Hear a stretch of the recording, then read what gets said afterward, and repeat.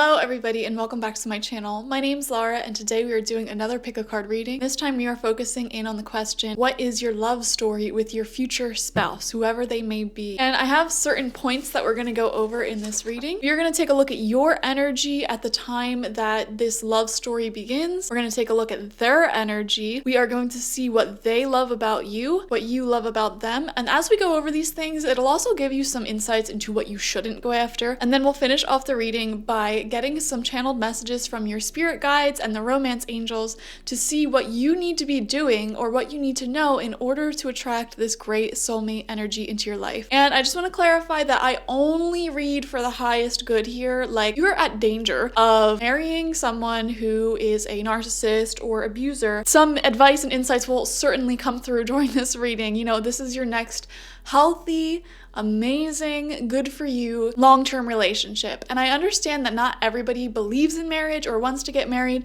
So this is really just talking about your next soul partnership where you guys are like enmeshed and family. Before we begin, I also just want to let you guys know that I do have a reading on my website called Your Future Love.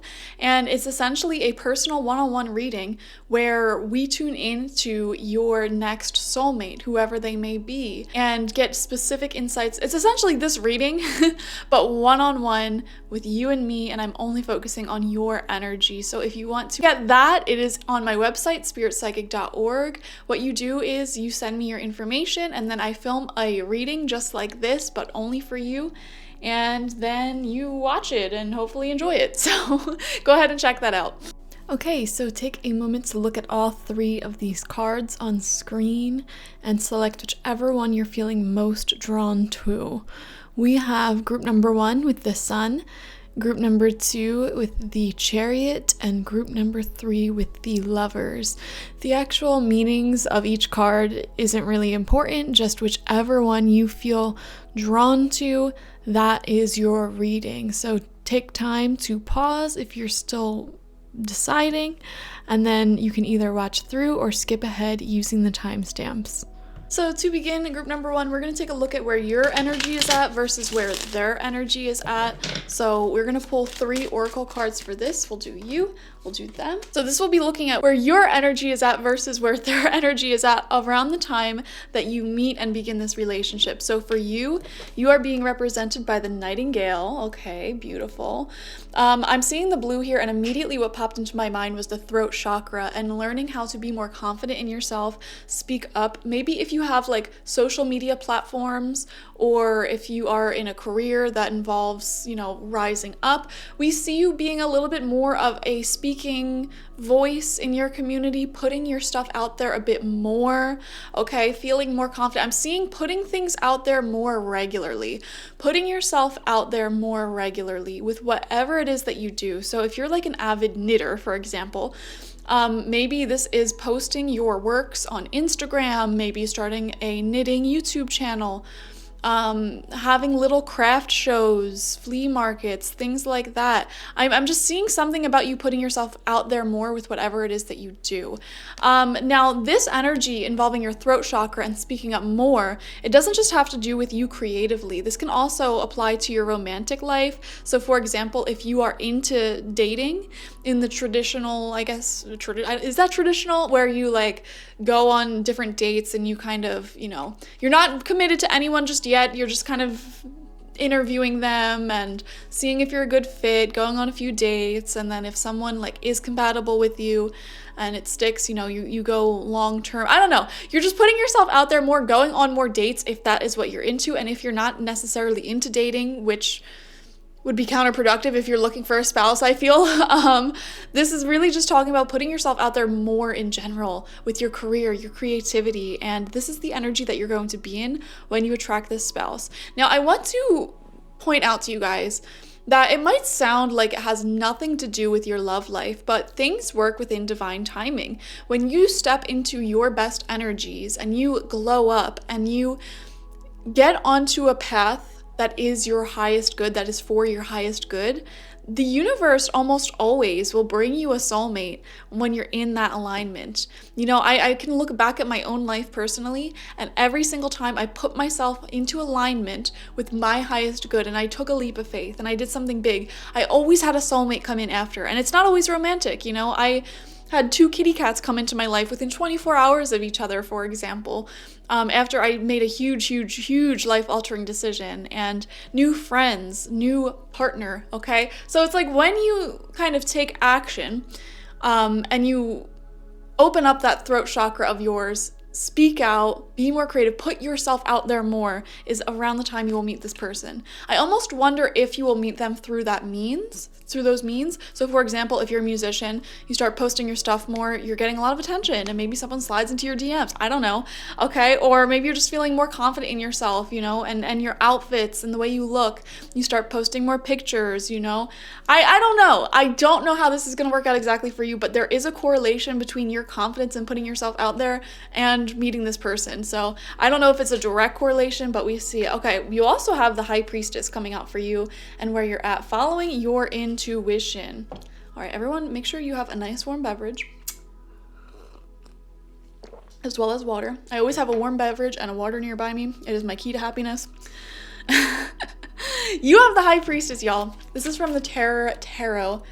And this shows you being really in tune with your intuition. This shows you being into your spirituality, into your psychic abilities. I know you're spiritual. I know you have psychic abilities because you're watching a tarot reading right now.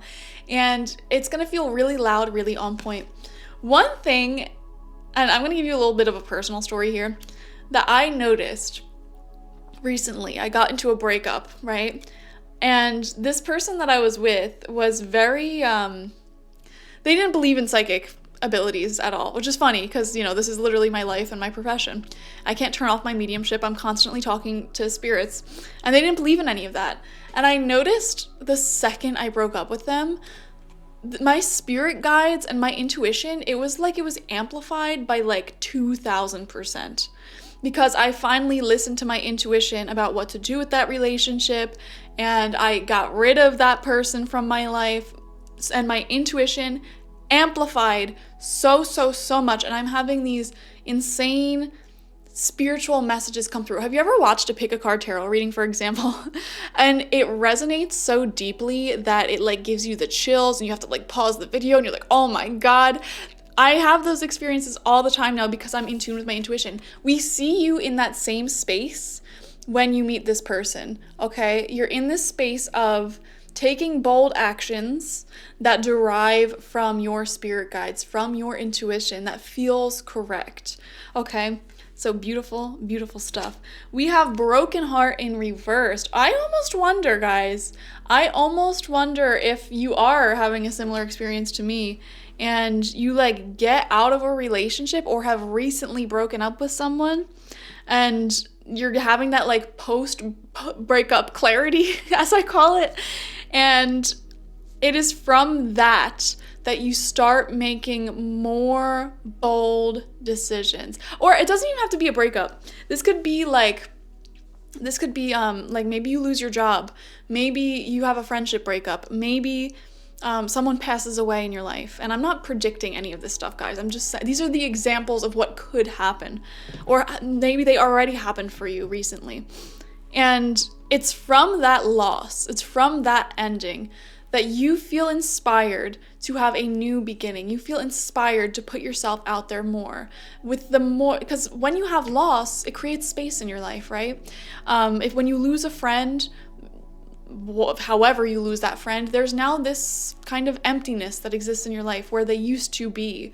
And now the energy, the time that you have been pouring into that is now free to do whatever you want. And when you're in that state of right after losing something or someone in your life, you're like, what can I do with this time and energy? And you're going to feel guided to use it very productively. You're going to feel guided to, I don't know, whatever. I feel like for you, it involves speaking up, putting yourself out there a bit more.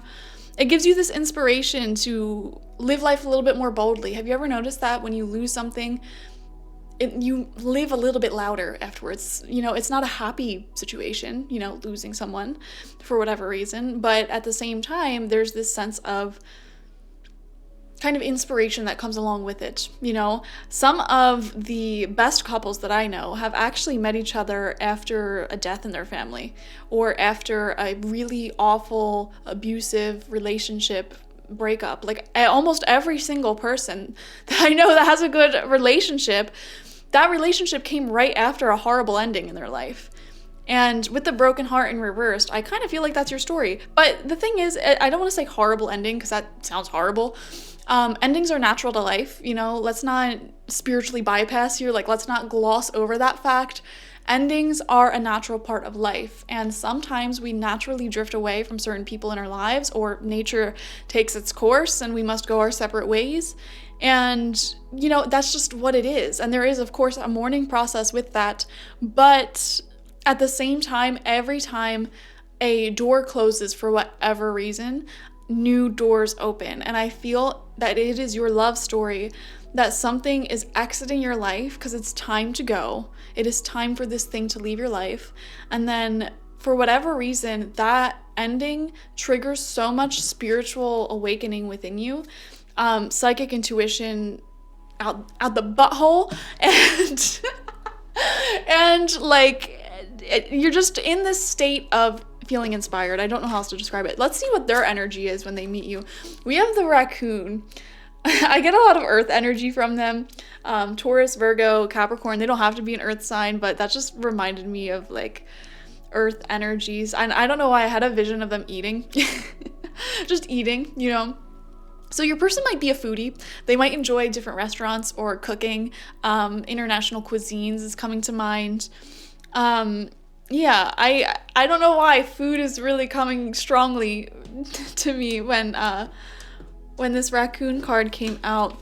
So I don't know, I'm getting visions of them going out to different restaurants. I'm getting visions of them going out to like nice, I don't want to say nice cities, but like different cities, or the city, wherever you're at, whatever city's nearby you, and enjoying culinary experiences. I know that's so random, it's so whatever, but that's genuinely what I'm seeing for them.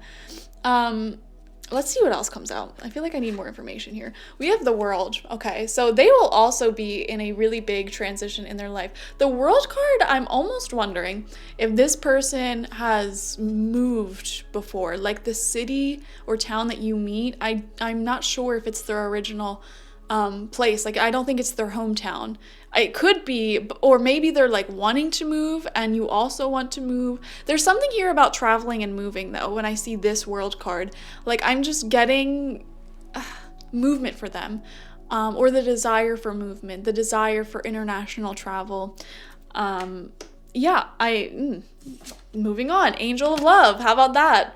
Coming out as their energy when you first meet. Your person's definitely ready for love. I'm feeling from them that they might have been single for a long time, or they were kind of just focused on other things that weren't relationships, like food, like cultural experiences, career, their friends. Like, they just weren't focusing on love or romantic relationships.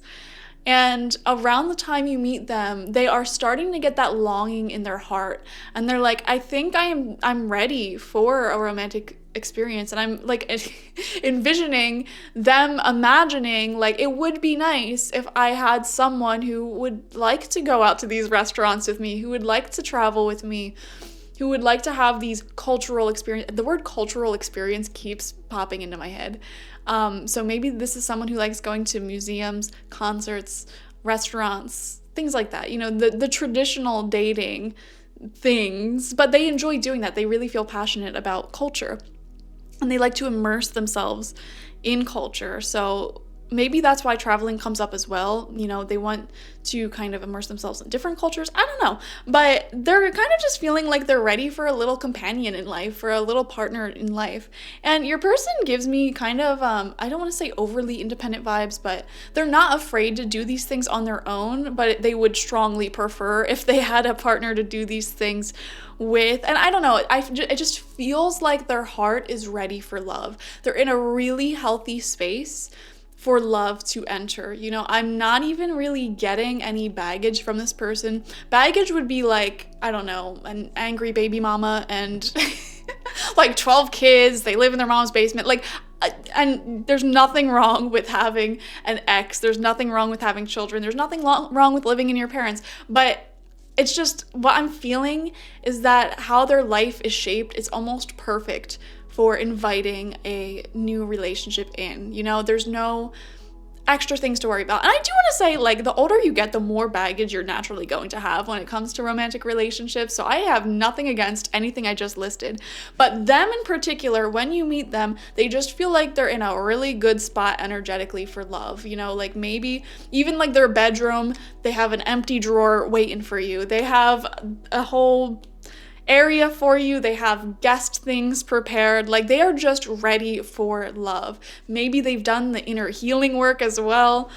They've experienced some. And I feel like the universe took its time bringing you guys together because the universe wanted you to have your own experiences in life. They wanted you both to mature so that you would be open and ready and capable of keeping this relationship together. You know, sometimes our soulmate relationships, they don't come in until we're truly ready for them. And this person feels like they're ready. I'm also getting the message of like them fearing getting older and being alone when they're older. You know, they're really looking to settle down because they want to have someone, you know, just a spouse. When I think of spouses, when this person thinks of spouses, because I'm tuning into their energy, they think of having someone there to grow old with and support each other. Health issues arise, endings, losses, new beginnings, they arise, and they want a partner in life to support them through their life changes, and they want to support their partner through life changes. That is what motivates them to have a spouse. And I feel like that is the healthiest reason to want a long-term spouse type of relationship, to want to have that sense of family, security, a partner in life, to pick each other up. Like, this isn't someone who is going to marry off of hormones and lust and, you know, that new relationship energy where you're like low-key obsessed with your partner.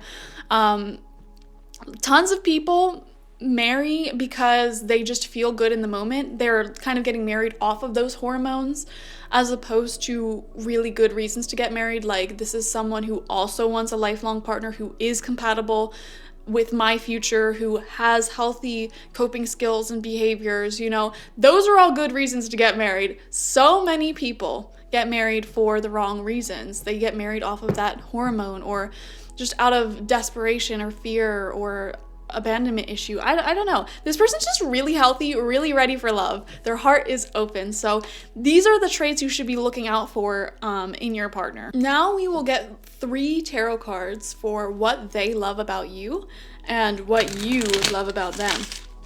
And then we'll also get some channeled messages from the future to further understand their thoughts and feelings about this and your thoughts and feelings about this. So how they feel about you and how you feel about them. I wish I had another camera to show you guys the table. It's either one or the other. I gotta, you know, get more subscribers, watch the ads, donate to the channel, and these are the upgrades I will make.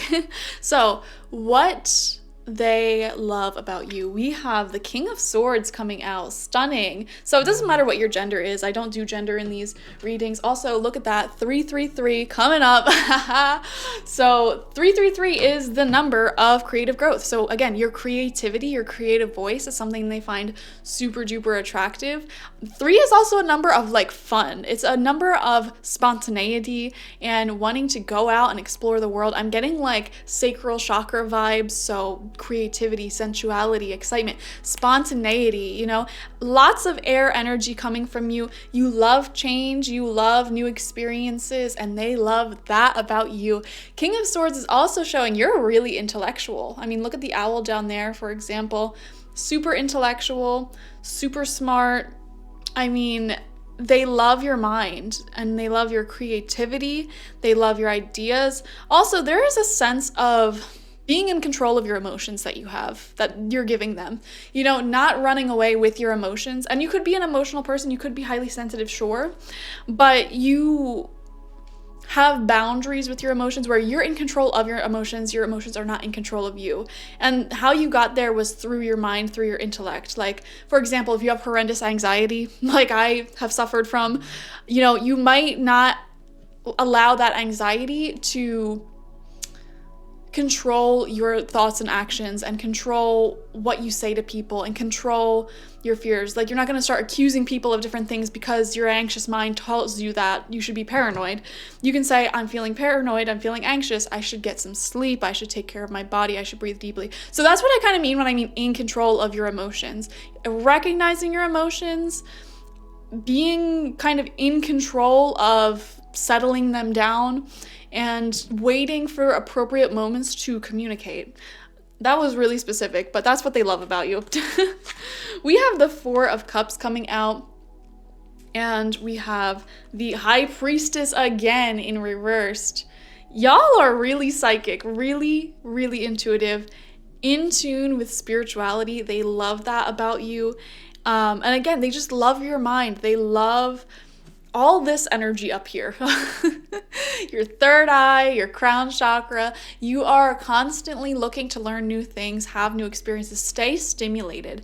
And I think that's a quality that they themselves have a little bit as well. Theirs feels more physically motivated, like they want to experience different cultures and foods and dance, like things like that, art, things that are more physical.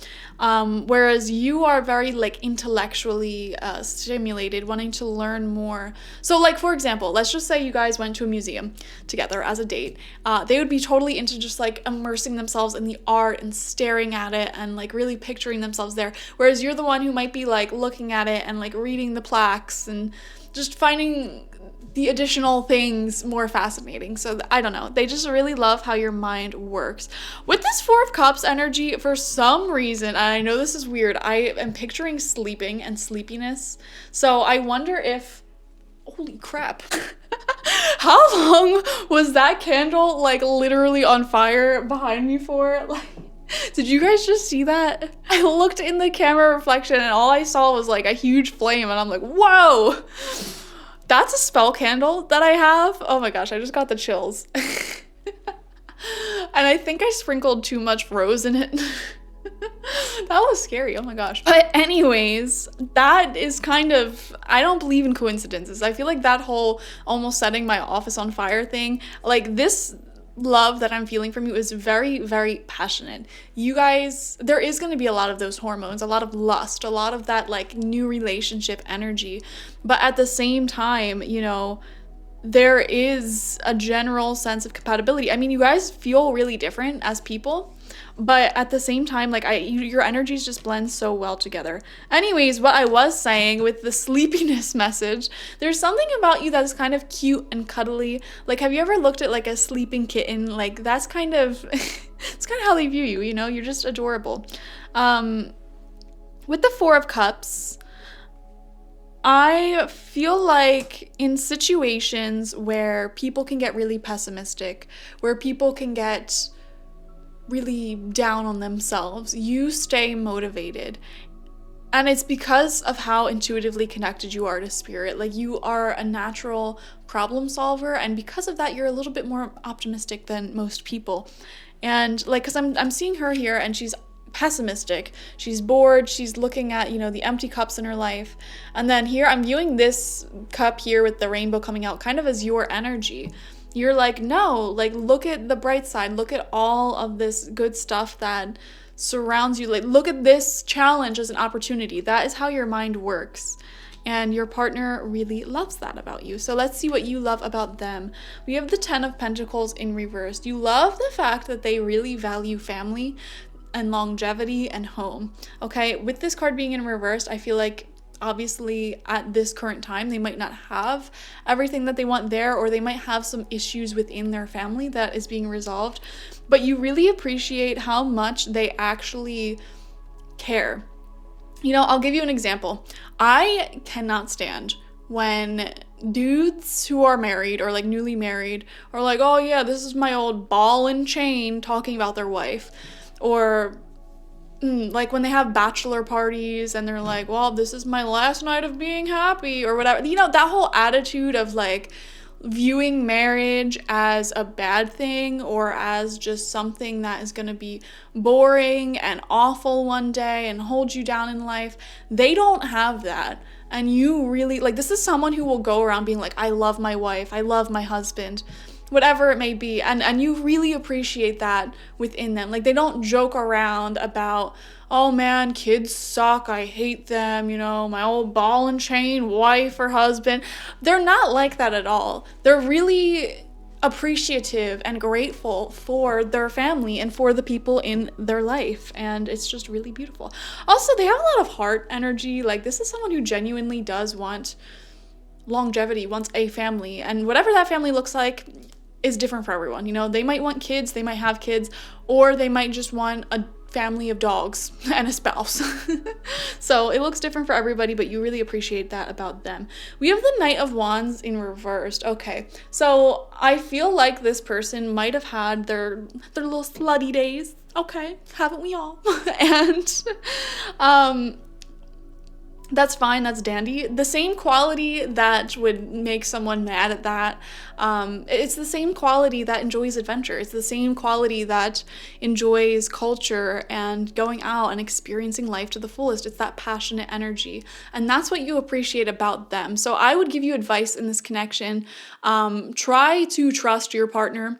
And if they do have a history, a long history, that's fine, okay? Because the traits about them that gave them that long history is the same traits that you actually really love. The traits of wanting novelty and experience and adventure, you know, just because they're now, like, if you agree to a monogamous relationship with them, that doesn't mean that they're going to seek that in another partner. You know what I mean? They know how to seek novelty in multiple ways of their life. They don't need multiple partners if you're monogamous. Okay, I'm saying this as a polyamorous person, but like, this is someone who enjoys adventure, yes, but when they settle down with you, they are going to enjoy adventure on the other ways of enjoying adventure. You know, they're going to take you on adventures. They're going to constantly want to change things up, and like, I don't know, it's just really nice. They're just a fun person, okay? And then we have the Empress card. Okay, stunning. Beautiful. This is abundance. Again, with the positive mindset, you both appreciate it in each other. This is someone who has a way with attracting things into their reality. They're very lucky as a person, and their energy is so good and perfected. They really did a lot of work on themselves to get into their current energy. And their energy is so positive that it attracts positive experiences to them and to the people around them. And again, I'm getting like family energy from them. So I almost do wonder if they have kids or if you will have kids together and you just view them as a wonderful parent.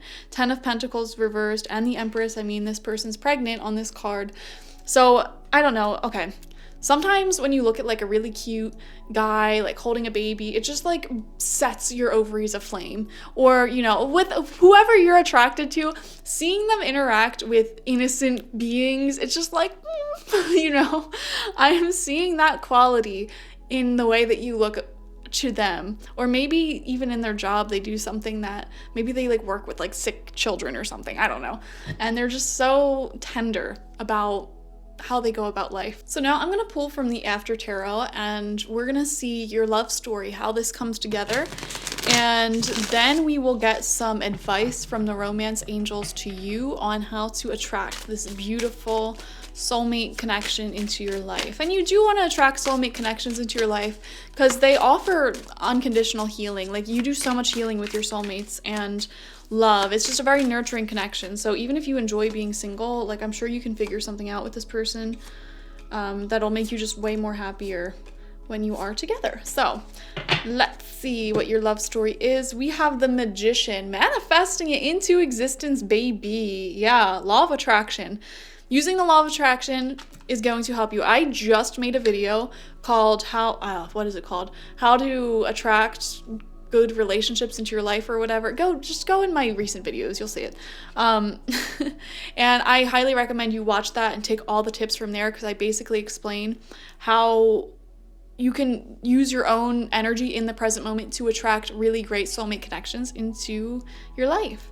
We have the Nine of Wands. So there is a little bit of, I don't want to say trust issues, but I think for you, I'm really feeling this for you, group number 1, that, you know, we see that you recently had a loss before this person enters your life. So there is a bit of a fear of opening your heart back up again. There is a bit of a fear of not wanting to experience heartbreak again. So that is something that you're going to work through as you're dating this person.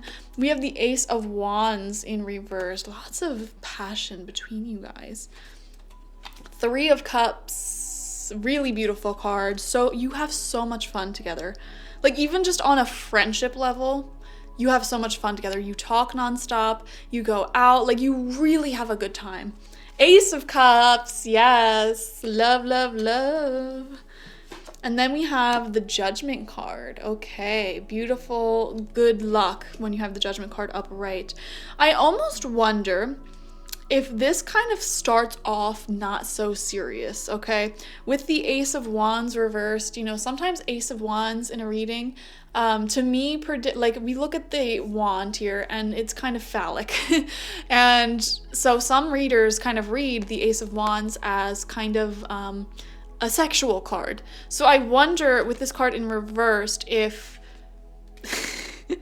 if it starts off like that, like more so focusing on the physical elements of your connection, and the physical chemistry and passion between you guys. But as time progresses, you just have so much fun together. I'm seeing going out together, like literally going out and enjoying dinner, rooftop bars, museums, a day in the park, picnics, like whatever it is, like you just have so much fun being out with them. So it's like, and I feel like so many relationships start like this nowadays. You start off like kind of just, I don't know, I guess more into the physical side of things, but then you actually genuinely have fun outside of the physical nature of life. And yeah, I mean, maybe your intention with dating or seeing this person originally was to just get yours and your heart had other plans for you, okay? I don't know. Interesting. Or maybe you just were putting yourself out there, seeing what's out there, not necessarily dating in a really serious way per se, you know, it was just like, I had these losses in my life, I just want to experience life to the fullest, you know, maybe get to know a few people, and something more emerges from that. So it's great. And then we see the Ace of Cups here, which is the opening of your heart and really experiencing that love and fertility. You have a lot of messages here about kids, I'm not gonna lie, so I would be a little surprised if you don't have kids already or will have kids with this person, because children keep coming up very strongly. And even in the Judgment card, we have floating babies. I'm seeing this person is kind of like, maybe you gave up on love a little bit, or you gave up on the idea of getting married, the idea of having a family, or you never wanted that to begin with. And then you meet this person and they kind of warm your heart back up in a sense, and then you actually start considering these things again more seriously. Like I feel that after you meet them, you're gonna actually have new ideas and new plans for yourself, because they inspire these new ideas, they inspire these new plans. Things you never thought you would be interested in, things you never thought you would want to do, you suddenly want to do them because this person awakens something new within you. They awaken new energies that have been laying dormant within you. Sometimes we have to have external influences trigger energies within ourselves, because every single person that we interact with brings out a different aspect of our personality and our inner energies. So when you meet this person, they're bringing out sides of you that have been long suppressed, that have been long just not tapped into, you know? And I think that's why it's a little bit scary for you at first with the Nine of Wands reverse or upright. It's a little bit scary because you just never felt quite this way with anyone else, is what I am seeing. So let's, oh, I didn't do your channeled messages from each other. So let's see that, and then we'll get some angel messages. So this is a channeled messages deck that I, just creating a mess over here, that I created. So let's see what they would tell you. Yeah, like tuning into your future selves when you're together, their feelings for you, what do they want to say? So their feelings for you, what would they say? Oh, wow, look at that. The Judgment card came out again. So let's see, it says Judgment. I based this off of the tarot. Came out twice for you, so double important.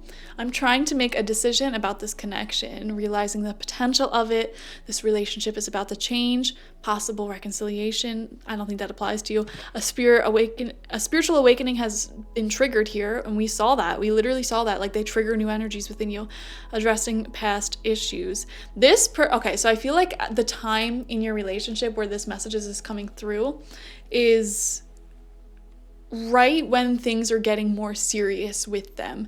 They want to make a decision to deepen this connection with you. They're starting to realize the potential here. Remember how we saw that story of things were kind of more, not surface level, but like just kind of physical, and then, or like hormonal, and then it gets more serious. Like your emotions and your real love gets involved as you spend time with each other doing outside things, like just hanging out outside. It awakens something within them and within you. And there's like an energy shared between you where they think, like it's just triggering so much healing within you both.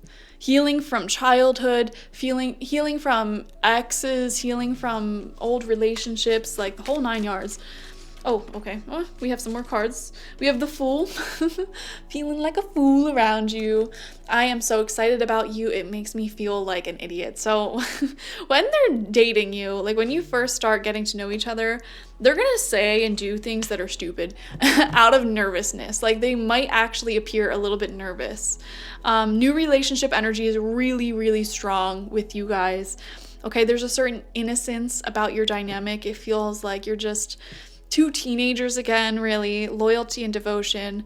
They'll do anything that you say and suggest. Like they are just totally all about you. You make them feel young, stumbling over their words. They might even,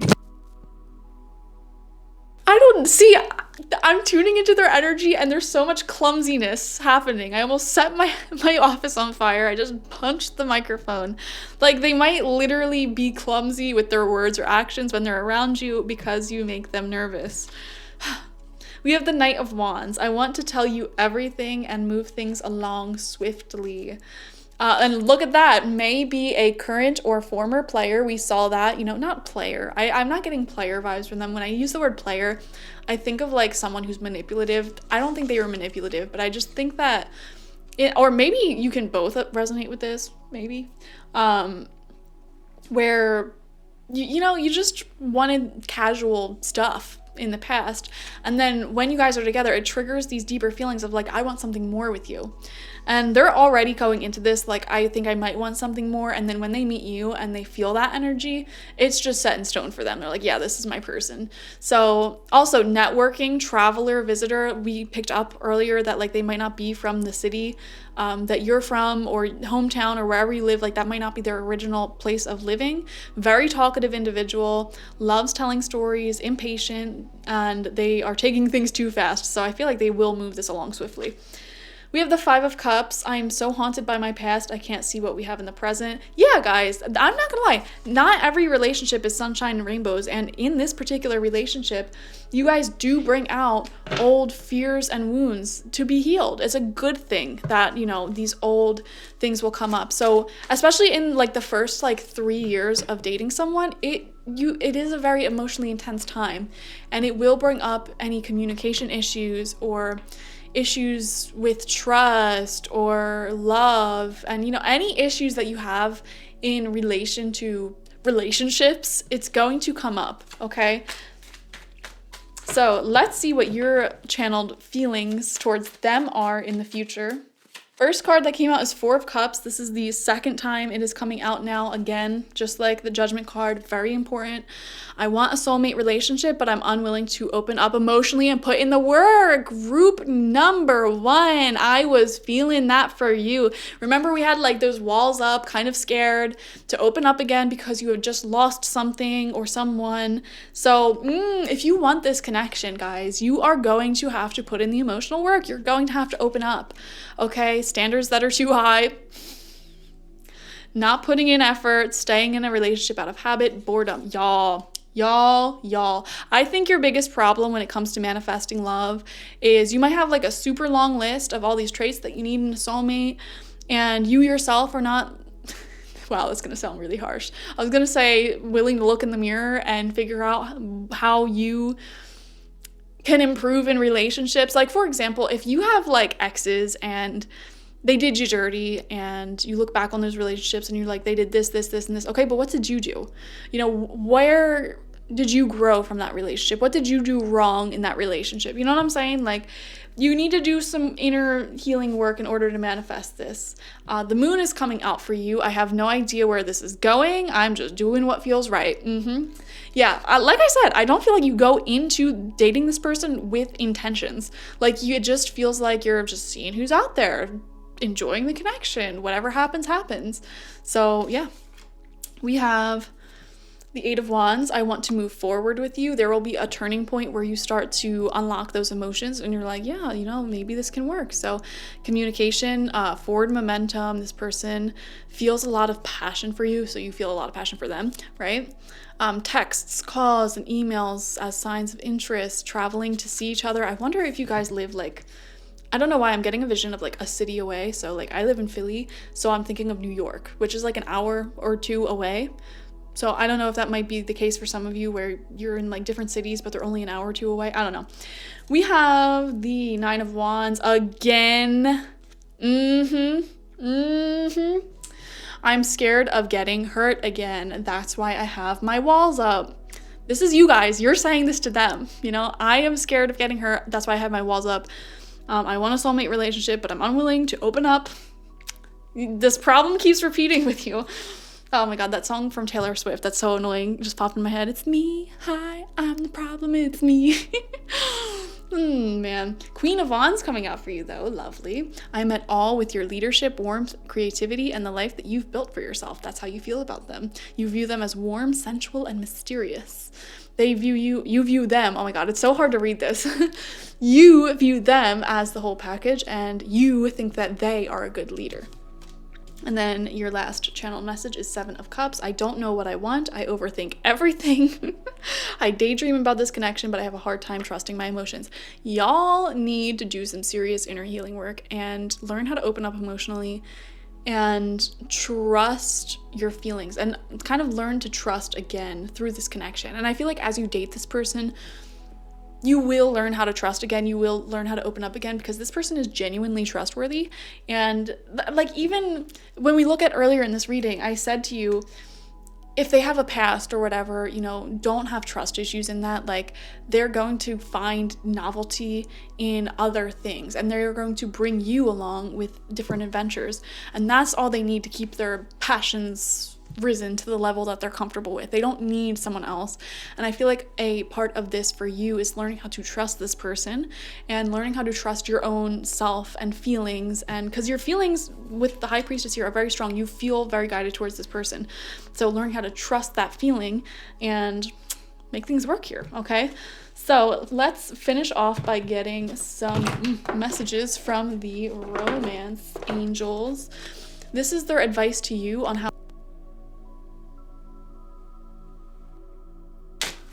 So, romance angels, what is your advice for group number 1? We have true love coming out. Stunning.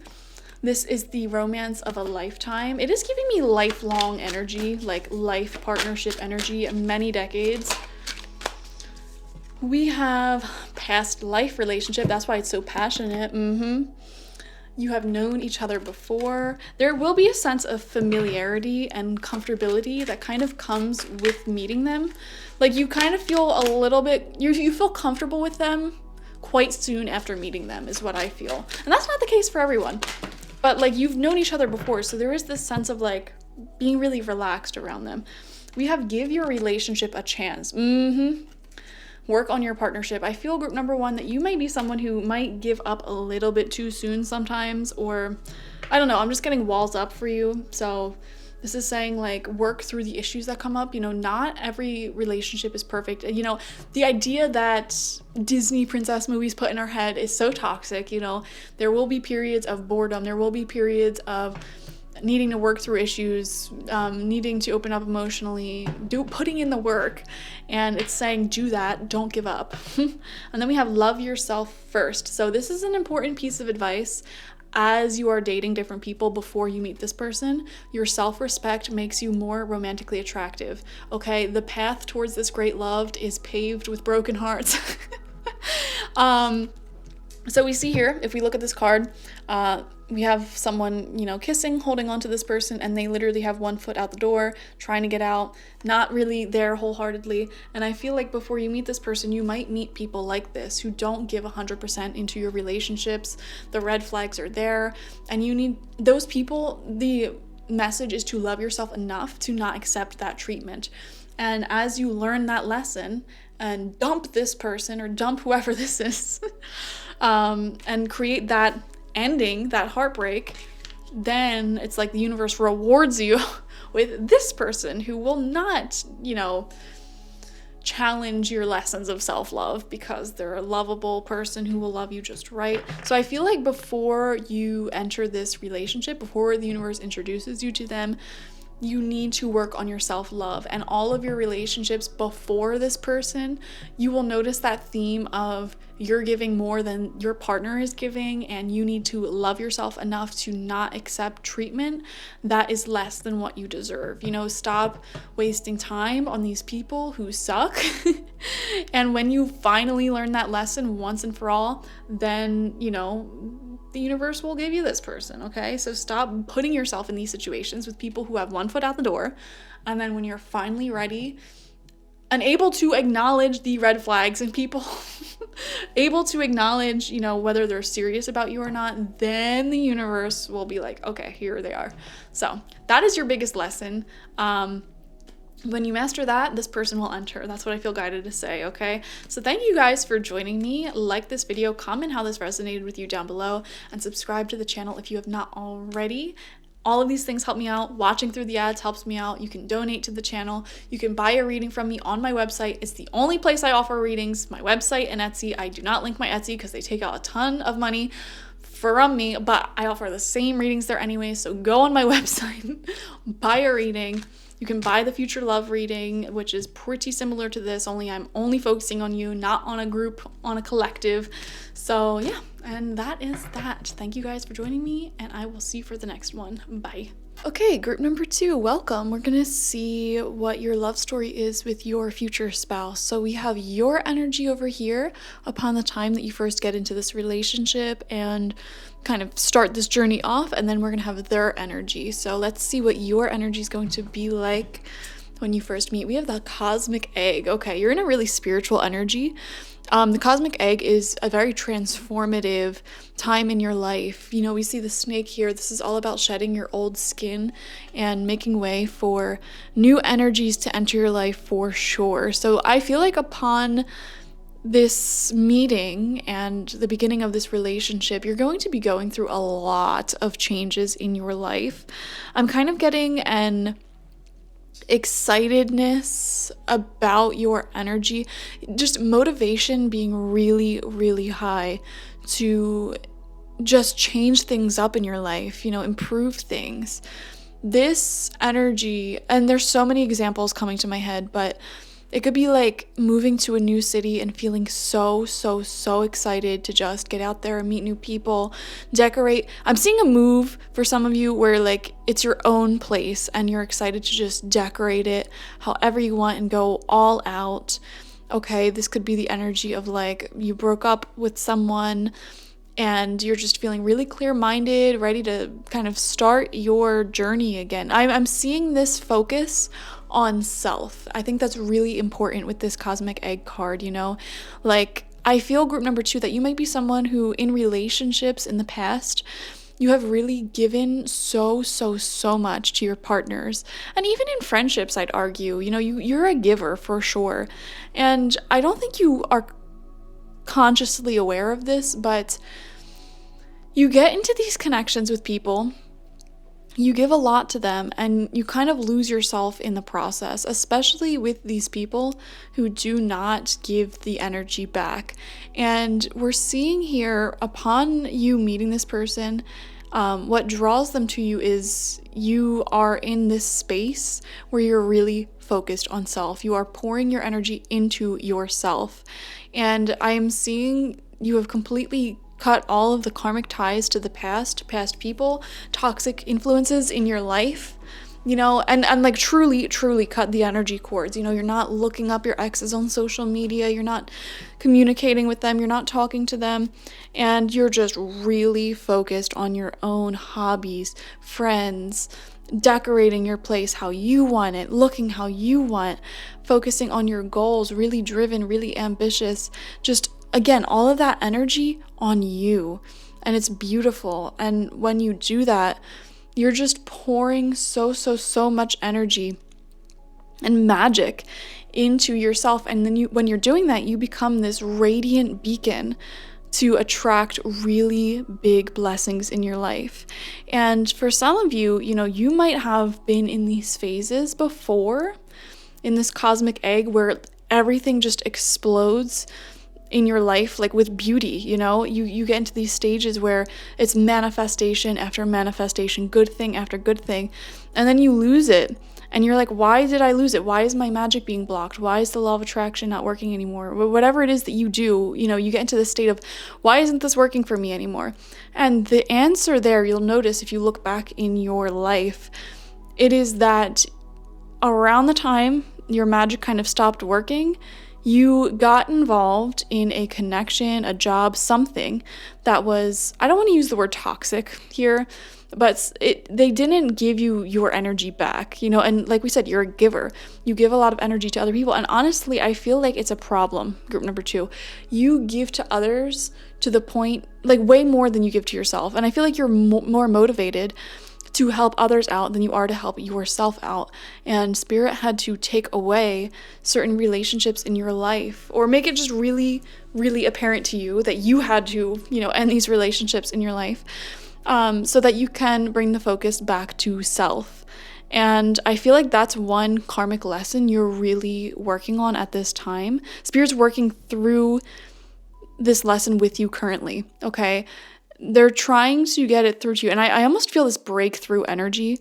I really do feel for the people watching group number 2, you might not have been consciously aware of this. And this might be your breakthrough here, me telling you like your biggest karmic block right now, the biggest lesson in karma that Spirit's trying to help you with, but they can't just lift this karmic block. You have to work through it yourself, is that you keep putting others before yourself. And in friendships, relationships, whatever it may be, you almost prioritize other people above your own success. And you don't realize how detrimental it is. Even just like texting someone all day long and, focusing on their problems, giving them advice, asking them how their day was. Now, that's fine and dandy in a normal, healthy relationship where that person is giving you that same energy back. But you get involved with these people who don't give you that energy back. And sometimes even if they are someone who is really healthy-minded, really centered, you can still give too much to that. If they are healthy-minded, centered, and all that, still, when you're in the state of giving so much of yourself away to others, a healthy-minded person isn't going to be able to reciprocate that. Does that make sense? So I feel like that's the biggest block you're working through right now. I also feel guided to say this. If you want to attract a partner with a regulated nervous system, who is calm, who is healthy-minded, okay, you have to do that yourself. And so I see here in this card, you working through that lesson. You know how they say in the law of attraction, you have to be the person that you want to manifest? I feel like you've been trying to do that. You've been focusing on that, like, oh, I want someone who's funny. I'm going to make jokes. I want someone who likes to travel. I travel. And you're like, why isn't it seeming to work? It's because there are certain elements that you aren't paying attention to, and that is having a regulated nervous system, not allowing your emotions to control you. You're in control of your emotions. Again, putting yourself first. I feel like in the past you might have also attracted people who put others ahead of themselves all the time, and it's just not a healthy thing. So that is one karmic lesson that you're working through at this time. Around the time you meet this person, I feel that it will be right when you realize this karmic lesson and you take the first steps to healing it, okay? So you don't have to be perfect. You don't have to have all your crap together before this person comes into your life. Once spirit/universe sees that you are on the path to overcoming this karmic lesson that you have here, you will attract soulmates into your life. Not just this romantic soulmate that we're tuning into, but other soulmates, like maybe a new niece or nephew or friend or pet, So many soulmates come in when you're on the right path karmically. We have the Hermit reversed coming out for you as where you're at when you meet them. I feel that around the time you meet them, you're actually going to be feeling a little bit lonely.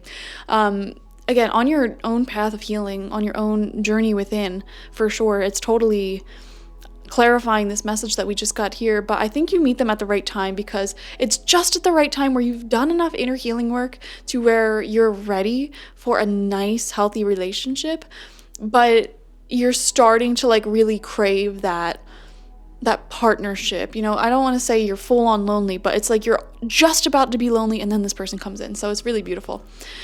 We have yin and yang reversed. When this card is reversed, it shows that you will be in a more masculine cycle in your life when this relationship begins, okay? So everyone has feminine and masculine energies. It has literally nothing to do with gender here, okay? And we go through cycles of when we're in our feminine energies and when we're in our masculine energies. You will be in a masculine energy when this person comes in. And what that means is really creative, taking action on your creative ideas, your goals, really doing life to the fullest. And not just sitting around, healing, reflecting, blah, blah, blah. Like you are doing. Life seems to be really, really active around the time this person comes in for you, okay?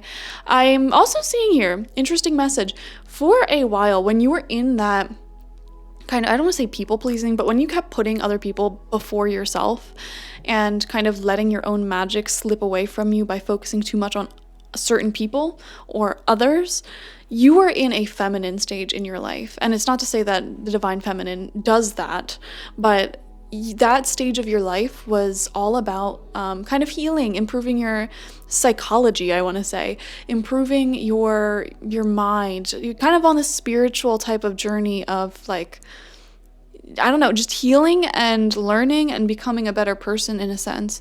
And I feel right now, group number 2, that you're at the precipice here, currently in the present moment, where you're ready to step into this new cycle that will attract this future spouse, which is why you were guided to this reading. You really have to pay attention to that karmic lesson here and see the ways in which you kind of put yourself down in old connections or friendships. If you were with people or friends who didn't treat you right, that's a form of, I don't want to say self-hatred, that's such a strong word, but like that's a form of draining your inner light for others. Keeping yourself around people who did not give as much as you gave to them, or made you question your worth, or made you change who you were, or even just simply focusing so much on making other people happy around you, making your partner happy, making your friends happy. But you should have been focusing on your goals, your self-improvement. So I feel that when you are single here, and if you're currently single, we're talking about right now, it's a profound time for you. And you might wonder, like, why do I seem to be so happy? And like life moves faster for me when I'm single versus when I'm in a relationship. And that's the answer why. It's your karmic lesson here of learning how to have a nice, balanced relationship without giving your entire self to that person. taking care of yourself. And this is why you're in a yang cycle. When you meet them, you are focusing on yourself, on your goals, on your hobbies, on your friends, your family. Just pouring that energy into yourself. You're not focusing on any exes or feeling like you need a partner. And this is like a repeating cycle I'm seeing in my head. Like, you've gone through this before where you were like single and really focused on you, and then you attracted someone because your light was shining really brightly when you finally were focusing on yourself, and then you became like, I don't want to say obsessed with that person, but like all of your attention went to that person, and then it dimmed your light, and then for whatever reason the relationship broke off, and then your light was shining again. So like, break out of this circle, of this cycle. Break out of it, Spirit is saying. This is your time to do it when you're single. When you get back into a new relationship, do it while still honoring yourself. Okay, let's see where your future spouse's energies will be when you start this relationship. We have Phoenix coming out. Another super spiritual card. See how they're both circles? That represents spirit. They are going through a massive, massive transformation around the time that they meet you. Okay, phoenixes might also be important symbols when it comes to them. I don't know, someone watching here, they actually have a phoenix tattoo, but this is someone who was going through a lot of drama around the time that you meet. Okay, I'm seeing like life drama. I don't know why depression is coming up here, and overcoming depression. I'm getting something about an uncle. This is so strangely specific. I don't know what I'm saying here, but I with their energy, there's something about an uncle, their uncle, something going on with that. Like, I don't know what it means. I really don't know what it means. I mean, if you meet someone and then this makes sense for you, come back to this video and explain this, because I don't understand. But there is some type of overcoming of trauma and darkness in their life. I don't know if there's mourning going on, or maybe this person got to a really, really low level in their life and they kind of pulled themselves up from the bootstraps and crawled their way out of this either like deep depression, deep poverty, deep trauma, tooth and nail, and they're now being reborn into a much lighter phase in their life. They're coming out of the dark night of the soul, is what I'm seeing. And I'm kind of feeling that for you as well, which is why you guys are seeming to come together as spouses. You're similar in energies and in a similar spot in life energetically here. And it's like you're both coming out of this space of karma, karmic events happening, karmic lessons learned. And I'm seeing them, this is going to be so confusing for so many, so I'm sorry, but like, I'm seeing this black ring. It's like a spiral, not a ring. And it's moving upwards. It's going in an upwards momentum. And then they just passed the threshold to where that blackness turns into light. What that means is that maybe they kept going in circles, attracting like toxic partner or friend after toxic partner and friend. You too, this might resonate with you. And they finally broke that threshold where now it's no longer going to be toxic. And they're still going in an upward momentum, but it's not going to be quite as karmically significant and damaging and at this low vibrational energy anymore. So I'm seeing this person on an upward momentum, and around the time you meet them, they had just passed the threshold of going from healing to thriving, surviving to thriving. That's what I'm feeling. Or healing to living. That's where their energy at, which is really beautiful. So we have the Magician in reversed as their major arcana card. Very interesting. So I don't want to say this person has control issues. Whenever the Magician comes out reversed, I think of someone who like really needs to be in control of their situation. I just feel like they like to have answers. They're giving me fire energy, but also for some reason air energy. So Aries, Leo, Sagittarius, or Gemini, Libra, Aquarius might be significant for them, but the Magician is like mad genius vibes. They really like having answers in their life. I wouldn't describe them as calculating. More entrepreneurial, that word's coming out. Innovative. They're very innovative. And even if they aren't an entrepreneur, maybe they just are innovative in the way that maybe I'm getting like MacGyver energy, making things out of other things, craftiness. There's so much coming through, and I know it's so scattered, so I apologize. But their energy is really interesting. And this person gets an idea that's really like far out there and they actually do it.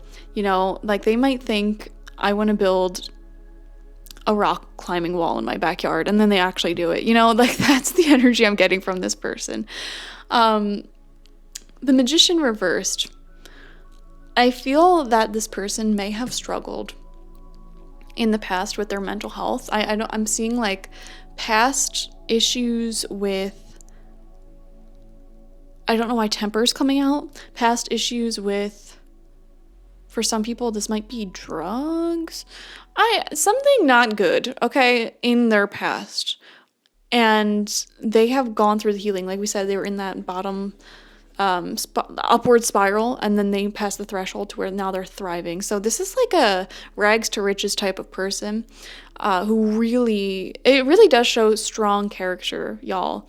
Okay, if you want someone who doesn't have any type of past that's bad, they just lived very luxuriously their whole life, you can go for it. But I think that coming from a really, really negative space in life, like growing up in a negative space or just being there and seeing yourself through that energy and crawling your way out of that vibration, you have to have a profound amount of stamina, love, and strength to do that. So do not judge a person by their past. That is what I would say.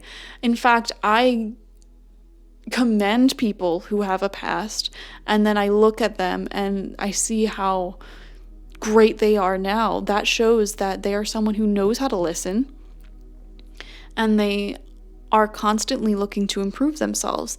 And people who are constantly looking for growth and improvement is someone who's going to be really spiritually good for you, because in this relationship, they're constantly going to be wanting to make themselves a better partner for you, wanting to improve your marriage, wanting to improve your connection, have new experiences together. Like, this person is actually going to do the work that it takes to make this successful, and they will not become complacent. They're very spiritually awakened, just like you. You're both people who want to do and be better, and there's just so much growth that you can accomplish together because it's like double the energy. So it's really beautiful. We have blossoming abundance in reverse. So this is showing me around the time you meet them, there is a temporary blockage in their abundance.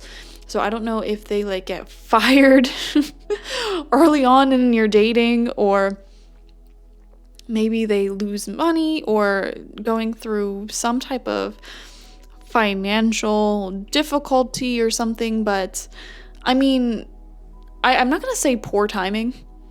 It just feels like, I don't know, it's a temporary thing. So I wouldn't put too much stock into that. They will pull through. So we are going to get some messages on why this person loves you, and then why you love this person. We'll do 3 cards for each. So why does your person that you're attracting into your life, your future spouse, what do they love about you? 3 cards, and then what do you love about them? And hopefully this will give you some signs to look out for. So what they love about you is 3 of Cups reversed. They like that you won't, and you know what, both of these cards, the Hermit reversed, 3 of Cups reversed, these both give me, and we saw this in your story, which is so funny. You had toxic people around you, or people who did not treat you the way that you treated them. Like, you treated them so kindly, so loving. You would have given them the shirt off your back, and they like really did not do the same for you. And you say to yourself, instead of surrounding myself with that energy, I'm better off on my own. And they love that attitude about you.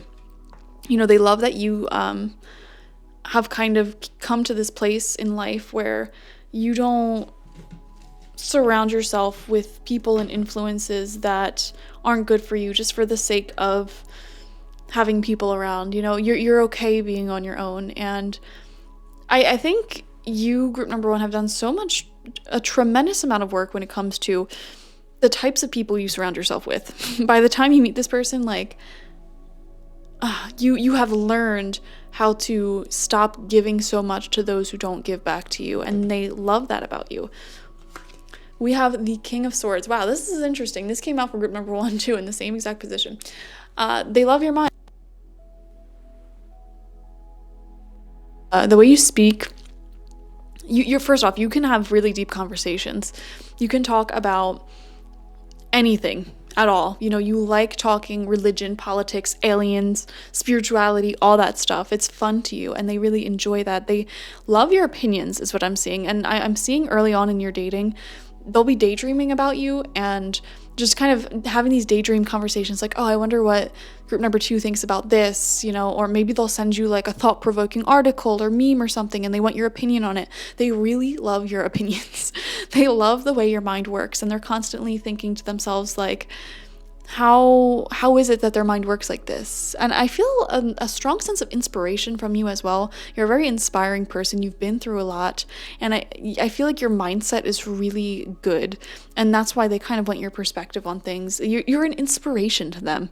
You really are. So beautiful. We have the Magician coming out. Wow, twice now. You're both people who create your own reality. Okay, you're in charge of your own reality. The Magician, and number 1, is a card of individuality, being able to stand on your own 2 feet and be in touch with your magic. And like we said, you will be in touch with your magic in the cycle that you meet them. And hopefully it's not coming in cycles anymore. It's just there permanently once you learn this karmic lesson. And you're in touch with your magic because you pour energy into yourself. You're no longer self-sabotaging. You take a lot of action towards your manifestations, towards your dreams, towards your goals. It's something that you're just going to feel one day. You know, if you don't understand what I'm talking about right now with this karmic lesson, you will understand one day. You've been pouring too much energy into people, and it might take you to lose a certain friendship, friend group, or relationship that you've been pouring too much energy into that they weren't pouring back, for you to realize how much energy and magic you've been pouring down a drain with those people. Hermit reverse, 3 of Cups reversed. You truly either currently are or have been putting your energy and attention and love and devotion and loyalty into the wrong people. And once you pull your energy back and pour it into yourself and your goals, your dreams, boom, boom, boom, life will start happening for you, group number 2. Life will unfold rapidly once you do that. The amount of change you will make in a little amount of time will be astonishing to you, I promise. And maybe you're already going through this and you already know what I'm talking about, but this is what they love about you. So what do you love about them? We have Justice in reversed. Against all odds, you are the person that you are. That just popped into my head with that card. I don't know why. Against all odds, you are the person that you are today. This person, I don't know what happened to them or what kind of upbringing they had, but I almost feel guided to say, like, they should be dead or in jail or horrendously awful in life based off of what they went through. I got a specific visualization for maybe 1, 2, or a few people watching. This person might have been in the military and gone through something traumatic there, or some type of law enforcement. Definitely not applying to everyone here. Just I got a vision of like some type of traumatic event with that, and it's like, should have been dead, could have been traumatized, could have been so many things because of that, but somehow they managed to pull through and become a positive person. Like, I'm just getting this, despite all odds, you are the person that you are, and that is insane to me. This energy reminds me of a friend of mine who, the family they come from is just horrendous, absolutely horrendous, like not even a family at all, basically. Worse than having no family, I would argue. And they ended up like one of the nicest people in the world, super, super educated, super intelligent, surrounded by really good long-term friends, like married, super healthy marriage. Like they turned out so well based off of their upbringing, and it astonishes me because most of the time, like I'm at an age where I look around at the people around me and I'm starting to see how people are turning into their parents.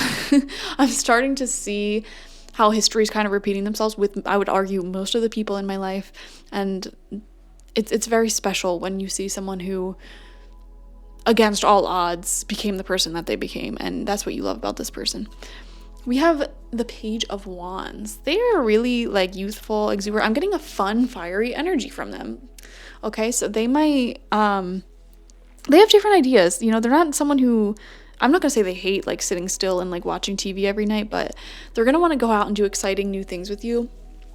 I'm seeing there's something about driving. Maybe they just like going on car rides with you and talking, or road trips. I'm seeing, I don't know, something about traveling on with a car or motorized vehicle. Maybe they enjoy doing that a lot. Maybe it's a part of their profession, part of their life, but you really love how fun it is to be around them. They do fun things, and that's the thing. Like I feel like you're gonna be excited because I don't know if like when you're on your own you're just super motivated, focusing on goals, or just, I don't know, maybe you're just not someone who does fun things by yourself. Like you kind of need someone else there to initiate fun things, and they do that for you. So you really enjoy that.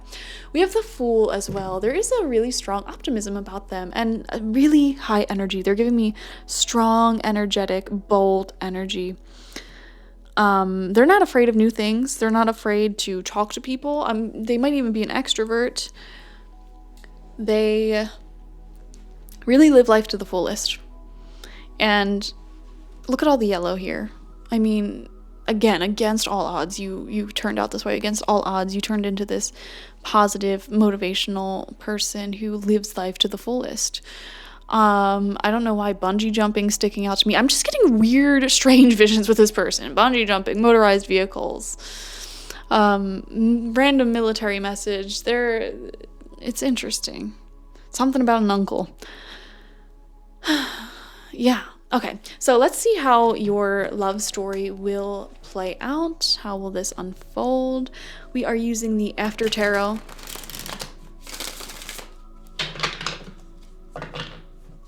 How will you guys end up together? What is your love story? Oh my god. For the third time, we have the Magician. Number one. Number one is so important. 111. One is the number of self. It's the number of pouring that energy into yourself, like we said, and using all of your tools to manifest the reality of your dreams. There's a really magical element here. Also, again, spirituality sticking out strongly. I feel like you most likely will have similar spiritual beliefs to this person. If you're into tarot and psychic stuff, they're probably into tarot and psychic stuff. If you practice a certain religion, I feel like they might practice that religion as well. I know that's random, but also we see a dove here, which I don't think is in the original Rider-Waite tarot, unless I missed it. And doves represent kind of like monogamy. It represents long-term devotion. Doves stick with their partner forever. So I really am seeing that this is like a lifelong type of commitment.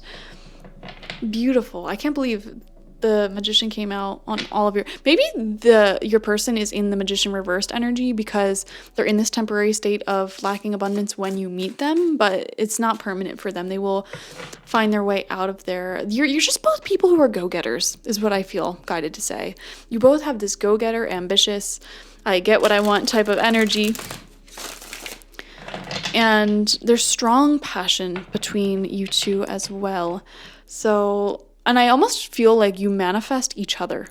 And that's how this relationship begins. Like using the law of attraction or certain skills or tips or whatever, you kind of manifest each other into your life. And for you, you already know what you need to do. You need to pour your energy back in yourself. Become that beacon of light again. When you pour energy into yourself, you're a beacon of light, you know? Spend more time on your appearance, your goals, your friends, your family. You get the point. Stop worrying so much about other people and solving their problems, unless they're paying you. We have the Three of Pentacles in reverse. There's a strong appreciation for each other. You're both really independent, I feel, as well. You know, really used to being independent. So you might clash when you're first dating, trying to find a way to work as a team. We have the Ten of Wands in reverse. There's a sense of being overworked here as well. Too much responsibility. But in the After Tarot, we see that he dropped 9 of those wands. And he has 1 wand. There's that 1 again. And it's kind of giving me Ace of Wands energy. You see in the tarot, you go from Ace to 10, and then the idea is that you start the cycle over. You go back to Ace. And since this is the After Tarot, depicting the kind of after images of all of this, we see him going back to the Ace, okay? So Ace of Wands gives lots of passion, fire energy again, okay? So I'm getting a strong sensual chemistry, let's put it like that here. And it's always like one wand. So much one. I wonder if upon the time that you first meet, if one of you are like starting a new business or had just moved, starting a new journey in life in some way, shape, or form. Really interesting stuff. I feel like you meet after you dropped all the crap, and then you're getting back to like this new journey. So it's like you're meeting each other at a transition in each other's lives, which is really, really cool. And I feel like you had already made the transition and you're just starting on this new journey, and they're about to make a transition when you first meet. They're about to make a transition that might make them more money or like new job or something of that nature. And you had just made a big transformation. So what else do we have here? I'm also seeing a lot of flirting in the Three of Pentacles reversed, kind of trying to show off. So they might kind of give you a little bit of show off vibes when you first meet, and that's just because they like you. You know, maybe if they play an instrument, they'll like play an instrument like, oh, here's how good my music is. Here's how good my art is. Here's how funny I am. I don't know. And you're going to pick up the show-offiness of it, but it's just because they like you. Three of Wands reversed. There we go with wands again. There's a dream, there's a goal that has not been achieved just yet. We have the Two of Wands. Oh, you know, I was just about to say that too. So there's a dream, there's a goal that neither of you have met yet. And when you meet each other, you realize you can achieve this goal together. So for example, maybe you really want a family and you meet each other and you're like, wow, this might be possible with that person. So something like that. Or like, I really want to travel the world. I'm getting the vibes from you that while you could travel on your own, like, I don't know, you're just giving me like, you're not used to, you're independent, but simultaneously, I just feel like you really thrive in relationships. Like you just feel at home in relationships. So I don't know, you meet each other and you're like, okay, we can actually build something here. We can actually achieve this goal, whatever it is, together. Maybe you dream of owning a really big, nice home with a lot of land. You don't make enough money. You meet this person together. You realize like, oh my gosh, we can do this. With our combined skills and assets, you know, we can do this. But it will take some time to learn how to work together.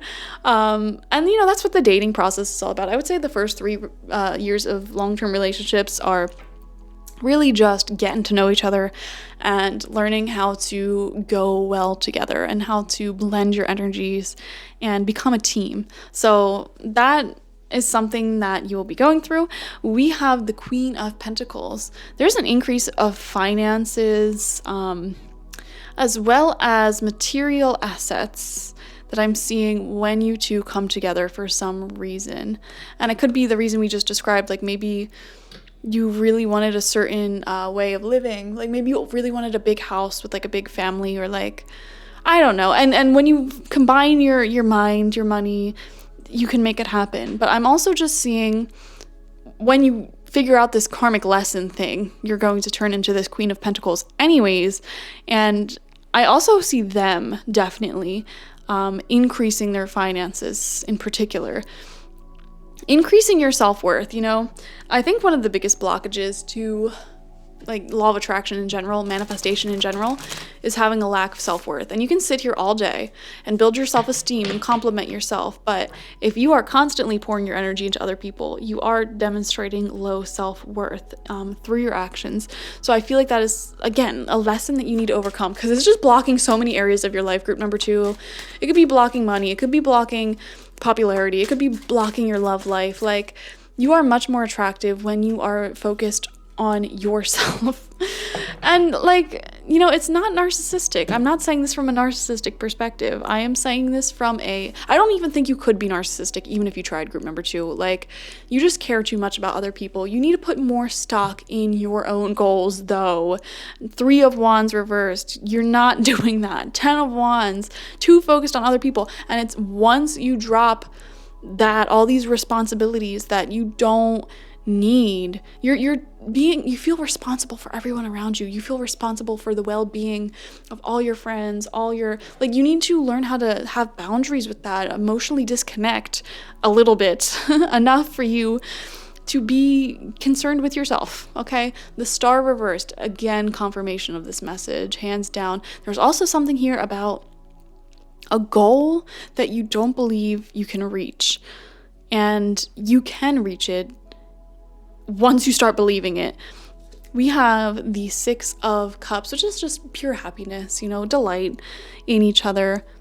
I feel like you two motivate each other, you uplift each other to be and do more in life, to reach your goals. And there is a sense of strong happiness here, strong compatibility, really. I'm also getting, I don't know, kind of a family type of vibe from the 6 of Cups. It's just such a happy card. And I feel that this person, you've known them before.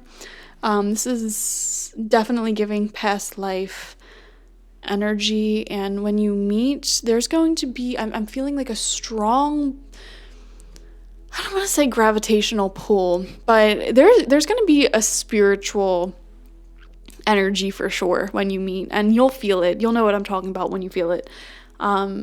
It just, I don't know how else to describe it, so I'll just leave it at that. We're going to get some channeled messages from your future spouse to you, and this could be at any point in your relationship, so let's just see what happens, and then we'll do it the other way around. Channeled messages from you to your future spouse. So we have 2 cards. Anything else? Your future spouse to you. Okay, I guess only 3 cards wanted to come out. So we have the 3 of Cups, which is coming out again now. Where was the first one? Right here. I love flirting with you. I believe love should be lighthearted and fun. So there's a friendship verse coming through. I almost wonder if you meet through mutual friends, or if, you just kind of take dating a little bit slow and build up friendship as the foundation, and then you take your romance from there, which is a really healthy way of doing things. A friendship that's flirty, good vibes, party and celebration. I am getting party vibes. I am getting celebration vibes. The connection has emotional healing. Yeah. Good energies. We have the High Priestess coming out. Yeah, there's that spiritual energy. This is exactly what we're talking about. I feel our relationship in the 5D. I acknowledge there is a deeper spiritual meaning to this connection. You will feel telepathic with each other. Soulmate, karmic, twin flame type of energy. I don't think it's obviously not karmic because you're getting married. Well, technically spouses can be karmic connections, but having psychic dreams about each other, keeping feelings secret at first.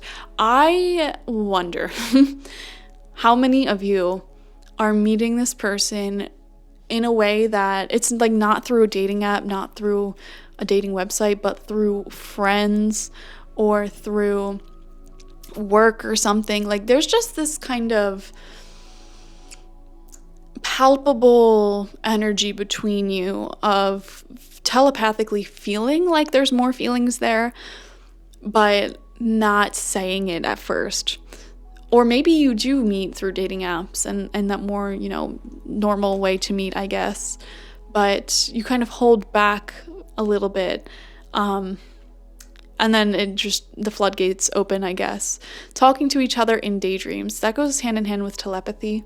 So interesting. 6 of Wands came out. I've been checking you out for a while and I'm ready to share my feelings. So I feel like the time that we're channeling this is right when they take it a step further with you, when they start opening up emotionally. So like I said, these channeled messages could come from any point, any timeline within your relationship, and they are all feeling like it's coming from the moment where your future spouse is opening their feelings up to you. So for whatever reason, you need to hear what they have to say for that moment, okay? I've been checking you out for a while. I'm ready to share my feelings. They admire you from afar. They're stalking you on social media. They think you're really cool. They put you on a pedestal. So they're just, you know, there is this energy. I really do feel that you're not going to share your feelings with each other at first for whatever reason. And they're going to open up to you about their feelings. And it's going to be beautiful. Okay, now what is your channeled messages to them? And remember, any point in your connection will intuitively feel out when this applies. What is your feelings towards them? And then after this, we will get some advice from the romance angels on what you should be doing in order to manifest this relationship. Okay, 4 cards came out. We have Temperance. I have so many emotions for you. It's hard to hold it together. I try to remain calm and unbothered on the surface. Emotional intensity, trying to be both emotional and practical. I totally spelled practical wrong. Learning to trust each other. Yeah, I mean, maybe this is a channeled message from a similar time here. It both seems like you're not sharing emotions at first for some reason. And you're both kind of holding it back and feeling each other really spiritually. Daydreaming about each other. Being a little bit telepathic, a little bit flirty. And you're totally playing it cool. Group number 2, you're like, yeah, I don't care. Or you're trying to, but they feel your true feelings on the 5D. You can't hide it. You're going to try to hide your feelings for some reason. You're not fooling anyone, or at least you're not fooling this person, because you have that 5D connection. You know, they can pick up on what you're not saying. I feel like you are both very psychic, actually. We have the 6 of Cups. Wow, 2 6 cards coming out, and then the 6 of Cups again. I look back at our memories with fondness. Oh, stunning. So now this is a message from... I don't know why I'm getting older, you. I wonder if you're going to live a long time, group number 2. You feel like an old friend. Maybe some of you guys are old friends. Or just are friends in general. Past life connections, we predicted that earlier. Comfortability that you'll feel with each other, thinking of each other, nostalgic, revisiting memories. I feel like this relationship's going to last a really long time. We have Justice, which came out... Wait, did the Justice card come out? I don't know. I'm trying to remain balanced and objective. Approaching this connection from a place of integrity, equal give and take. Look at that. You see that? Equal give and take. This was your karmic lesson that you had to master before this connection came in. So in the dating phase of this connection, you're going to be mentally really kind of focused on trying to maintain that equal give and take. And maybe that's why you're trying to kind of hold your feelings back a little bit, because you have a pattern of doing these emotional outpourings and giving just showering people in love and affection, and you're trying to stay focused on you in a balanced way. You know, you're not trying to like shut everyone out around you, but maybe that's why there is this kind of emotional resistance coming from you. Work and relationships are balanced. Look at that. There will be a positive outcome. Finding balance between emotions and practical matters. Good job, group number 2. You're going to do it. We have the Queen of Pentacles coming out twice. All these cards are coming out to just be like, yup. I meant what I said, essentially. Queen of Pentacles. You're so adorable. I just want to nurture you and take care of you. That's how you feel about them. So maybe you cook them food, provide snuggles, offer support. You're very protective over them. You think that they're cute like a baby. You want to spoil them. You want to nurture their soul and body. So just, you really think they're adorable. To put it simply, you think they're adorable, and you will be successful at releasing this karmic lesson and learning and having a nice balanced relationship. It feels really good. Feels really good. So what is the romance angels' advice for you? Specifically advice to bring this connection together. Oh wow, how about that? Let go of control issues. Remember earlier we were like, they're giving me like not control freak vibes, but there's something here with the Magician. And the Magician is definitely someone who needs to feel in control of their reality, right? So that is why this card is coming through for you guys. This is a lesson that you both have to overcome before this connection kind of unfolds. Allow the situation to unfold naturally. And I really want to read this from the book because I feel like we need to go deeper in this, because the Magician came out so many times and it is tied to being in control of your reality. So we're going to read that from the book. But you also have honeymoon. Enjoy the bliss of holiday time together. Yeah, I do feel like traveling is going to be a part of your love story. I'm just seeing adventures, weekend getaways. It's just you're going to create a lot of great memories. Memories happen when you do things that you don't do that often. That's what I feel. And especially when you do things with people you love. Doing memorable things you don't do often with the people you love. So creating tons of memories here. You're going to be really happy. Okay, anything else, Spirit? Any other advice? Playfulness. Yeah, this came out a lot as well. This is a really strong energy in your connection. Flirtations. To recapture romance, allow your inner youthful spirit of fun to shine. The dating process should be really fun for you guys. Just get out there and have fun, really. So my methodology of this, and I've been in a lot of successful relationships, in the first dates, just make sure that you're compatible. Make sure that you want the same things in the future. So marriage, if you want kids, make sure that they want that. If you want to travel the world and not settle down, make sure that they want that. If you want to settle down, make sure you want the same things in the future. Make sure that they have green flags. Make sure that, they're emotionally capable of having a relationship and they're ready. And then once you got all that stuff out of the way, just have fun.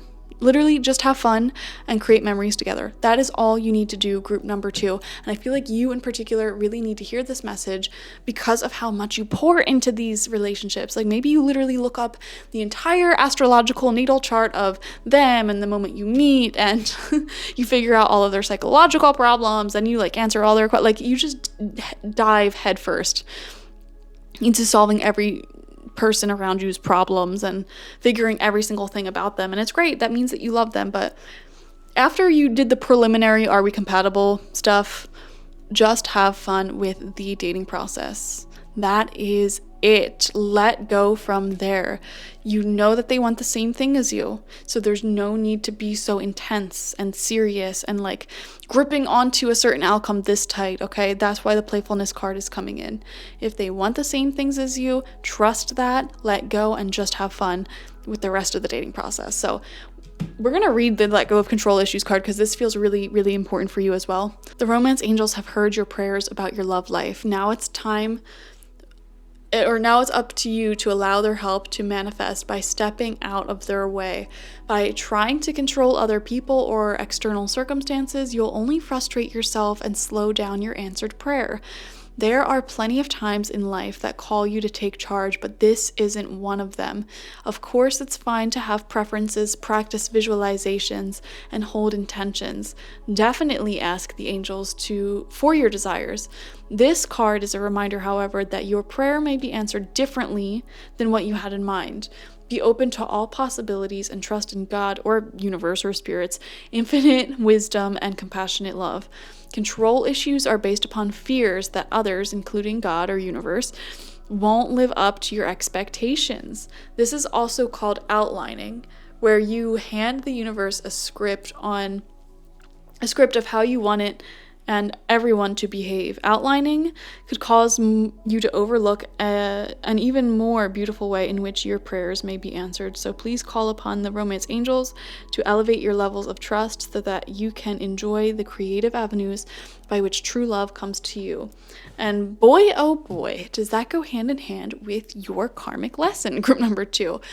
Okay, because when you're so focused on others and the problems in a relationship and how is this going to go, you're pouring all your energy into that person, that relationship, when you should be pouring it into yourself, your own personal goals and well-being. And so I just hope you really get this message and let it sink in. When you worry too much about other people, about the relationship, you forget to worry about yourself, which is where your energies should be going. When you're focused on self, you become irresistible.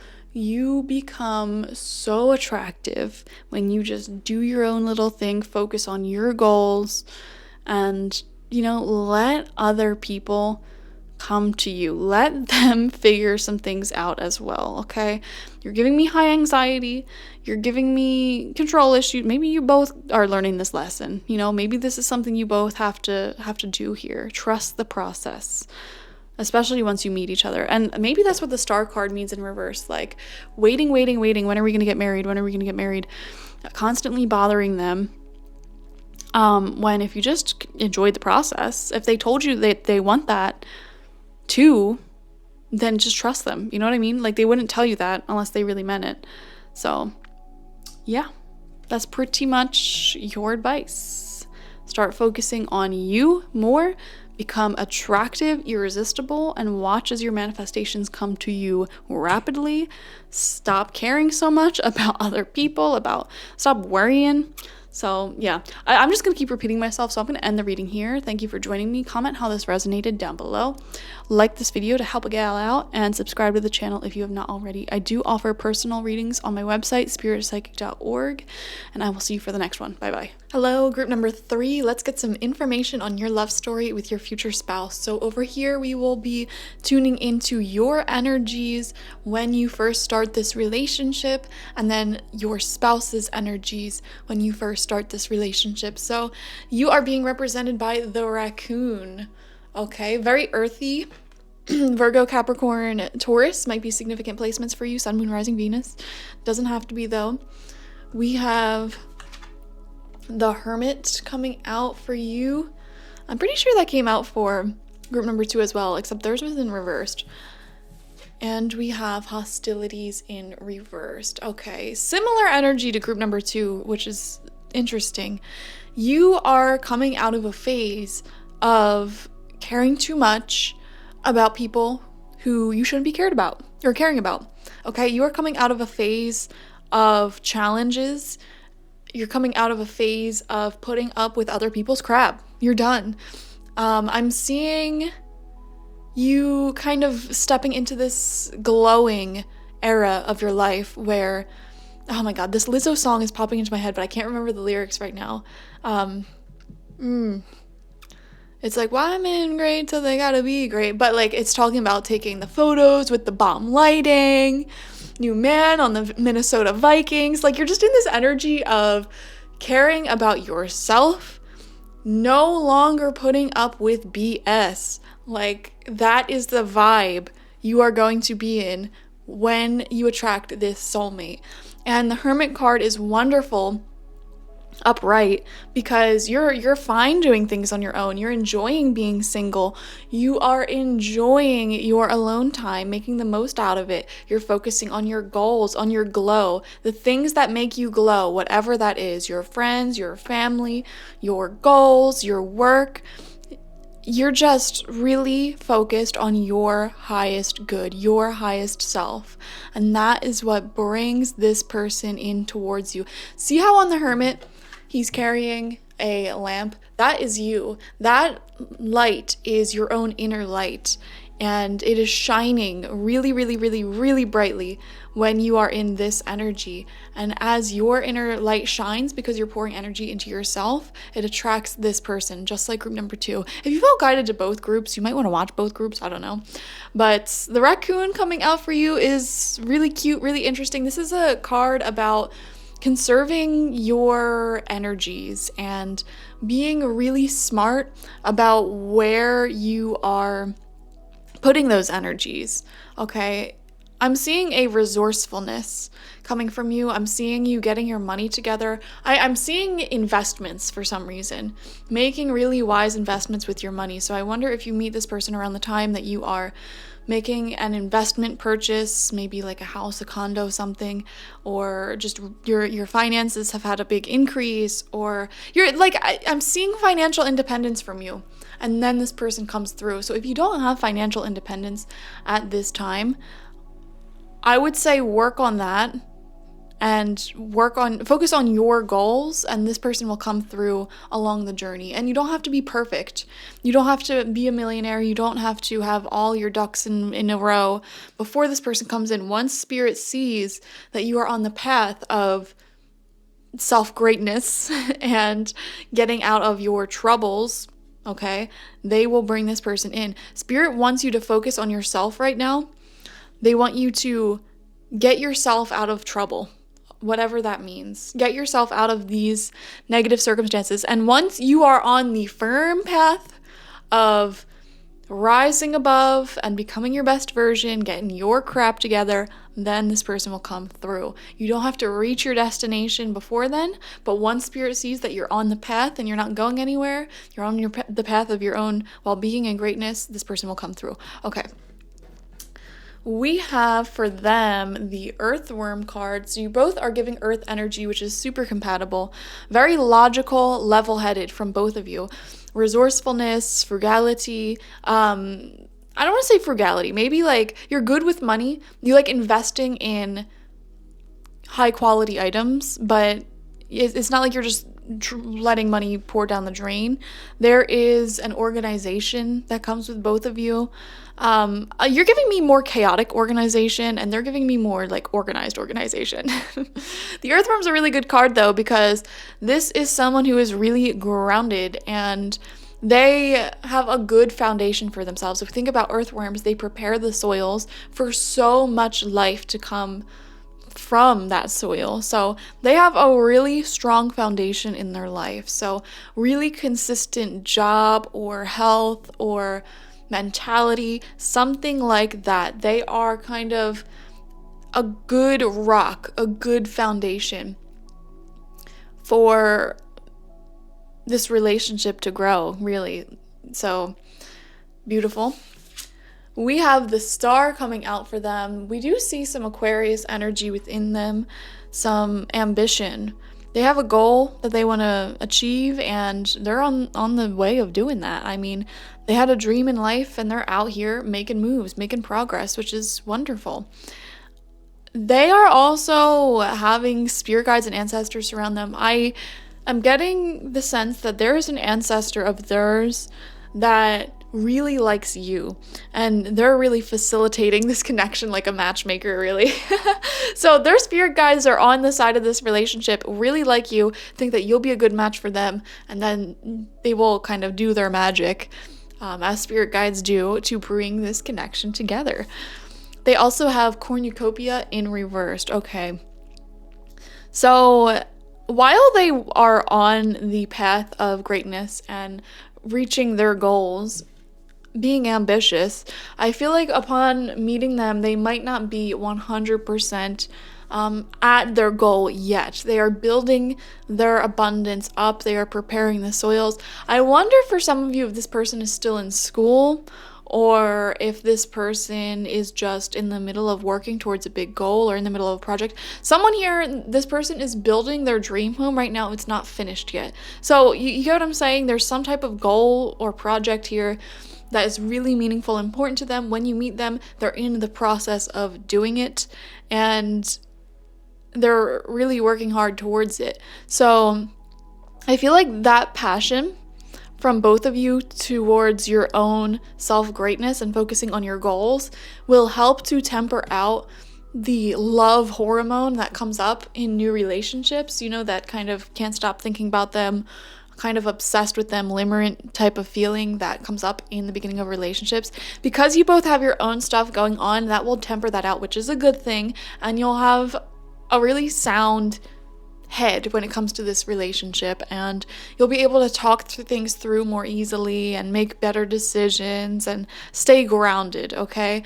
There is a strong groundedness in this connection, and I don't think either of you are going to get particularly carried away with emotion, and that's a good thing, because when we get carried away with emotions, we might not make the best decisions for us. So also, there's a real strong sense of not being impatient about this connection that you both genuinely feel because you have other stuff going on in your life. So you're very peaceful in the dating phase of this connection, feeling at ease, letting it unfold naturally, having a good logical, sound head. So I like what I'm seeing. You're both kind of focused on self right now, focused on your own success together. So we are going to tune into what they love about you and then what you love about them. So what does your future spouse love about you? We have the 5 of Pentacles in reversed. We have Judgment, that good head on your shoulders, I was telling you. And we have the Queen of Swords. You know what's funny? Both group 1 and 2 had the King of Swords come out in this area, and you are the only one with the Queen of Swords, so that's fun. But again, they love your mind, especially with the Judgment card here. Like you make really good decisions. You're really great at problem solving, and I just feel like you give really sound advice. You do not let yourself get carried away in these fantasies, in these... I want to say you're not needy. You're not needy. You have your own life, your own goals. You're intelligent. You're good at conversation. You're ambitious. You don't let no man or no woman take away your peace. You're in control of your peace, and that is so attractive to this person. 5 of Pentacles reversed is a card about lack. Tea break. It's weird tasting tea.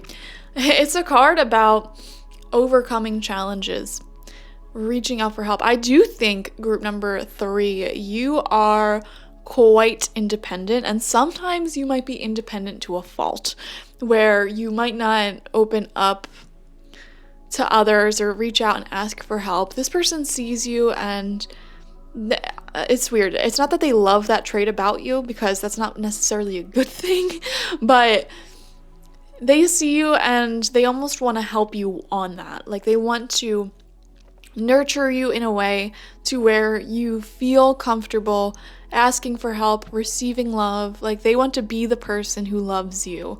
I don't know how else to describe it, but yeah, they love it. They love ya. What do you love about them? We have the Ace of Pentacles reversed. 2 Pentacle cards in reversed. Do you love the fact that you're both broke or something? I feel like no. With the Ace of Pentacles reversed, cornucopia, they don't give up, They go after their dream even if they had to endure extreme poverty for years. If they had to endure hardships in order to manifest their dream, they're doing it. You find that really attractive about them. They do not give up on their ambitions. Maybe they're going all the way super far with their education, and they've been living like a poor student for many, many years, but you admire their resilience and the fact that they are not giving up on this ambition. You know what I'm saying? Or there's just something going on in their life that requires a lot of time, resources, energy, but it's a dream of theirs, and they pour that into that dream, and you find that super attractive because you love an ambitious person. You love someone who has their own life. That's really attractive. You don't want to be with someone who just goes to work, comes home, and obsesses over their relationship. That's not what you're into. You're into someone who has their own life. And they certainly have that. We have the 10 of Wands reversed. This person overworks themselves. Yeah, and it's funny. You both love each other's flaws is what I'm seeing. They love the fact... They just want to nurture you because you're so hyper independent. They want to be that person that teaches you to open up, and then they like work way too hard and don't give themselves any rest, and you want to be the person to encourage them to rest and like make them rest. You know what I'm saying? Like, you both have faults, as everyone does, but you both love each other for it. For some reason, you want to help each other out and kind of show each other how to take better care of yourselves, which I think is really beautiful. We have the 7 of Wands in reversed. Yeah, it's that never giving up spirit. Also, I feel like this person always stands up for people who are constantly put down. Like, this person has a good head on their shoulders when it comes to civil rights and just how to be a kind person, how to be inclusive, how to be accepting. They have a good head on their shoulders when it comes to those things. You find that super attractive. I'm almost getting the sense that you're kind of surprised that they're like this. Maybe the certain demographic of people that they come from is not usually like that. And by demographic of people, I mean, like, you know how there's like a stereotype that military men are only like dogs that want to do, like, they're players, you know, maybe in that certain scenario, they're totally not like that at all, and they actually shock you. You know what I'm saying? Like, they bypass stereotypes in a sense, because whatever it is that they do, or you know, maybe they are really Southern, and this is another example. I'm giving awful examples right now. And they, you know, dress in a cowboy hat, listen to country music, have a big old truck. Now, normally people might associate that type of person with being racist, with being whatever, homophobic, but turns out they are not that at all. They strongly advocate for equal human rights, and, you know, like, I feel this sense of being shocked at how... And maybe this is your own prejudice, group number 3. You're being prejudiced against certain people being prejudiced.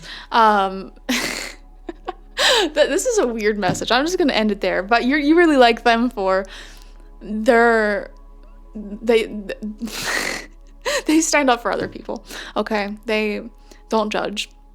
And you don't judge. You have the judgment card. This is a card of good judgment when it's upright. If it was in reverse, then you would have bad judgment. But it is upright, so you both like the way that you view the world.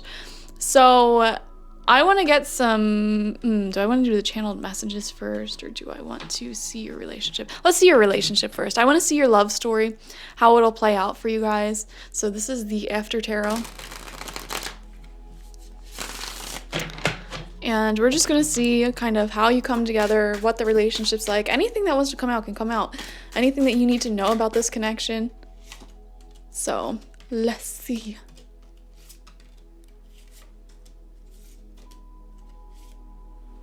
That is too many cards. Okay, I guess that's it. All right. We have the World. Okay, beautiful. You are coming into each other's lives at a time where you're both doing a lot of internal changing. There's a lot of changes in your circumstances and your surroundings as well. You are finishing a huge chapter in your life. Excuse me. And entering into this new one. This World card has come out a lot for this reading. For like future love readings in general. And I think that makes sense, because when you meet someone new who's going to change your life, like, that's the beginning of a new chapter in your life. So you're kind of finishing out this old way of being, finishing out your years of caring too much about other people, it seems. And, you know, you get into this transitionary period where you're focused on you. Notice how she's the center of the world, titties out, not giving a F, and she's thriving. And I feel that for you. Like, you're just thriving. You're in your glowing era. And that is when new challenges, people, soulmates will enter your life, because when you are glowing, you're like the flame and reality is a moth. Like, you just have all this good stuff and more challenges coming to you. You know, you have more life coming to you. we have the King of Wands. Okay, this is giving us more insight. I feel like this is your partner's energy. It could be your energy. Actually, it does kind of feel like you.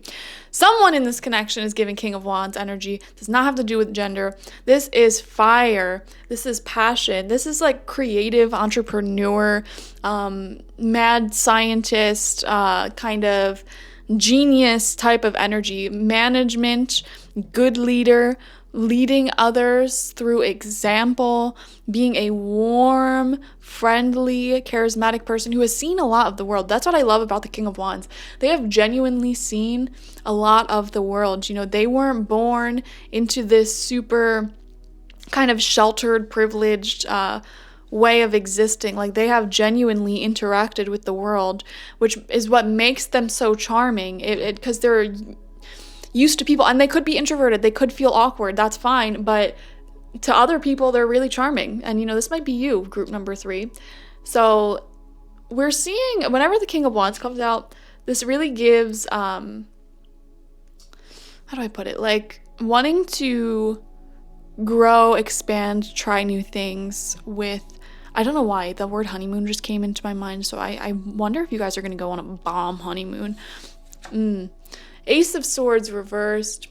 There might be some blockages in communication at some point in this relationship, probably in the beginning. We have the Three of Pentacles, learning to work together.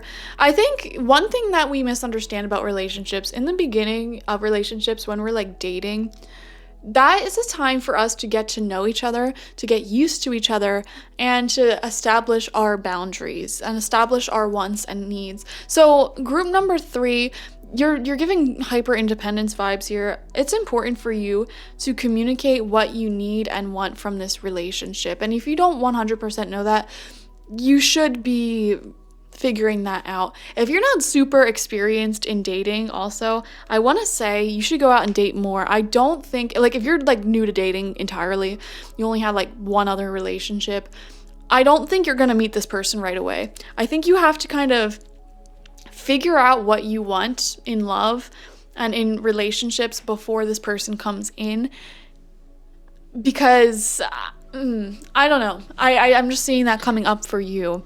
Like, you have dated people, you've been in relationships before, both of you, and it was from those relationships not working that you figured out what doesn't work for you and what does work for you.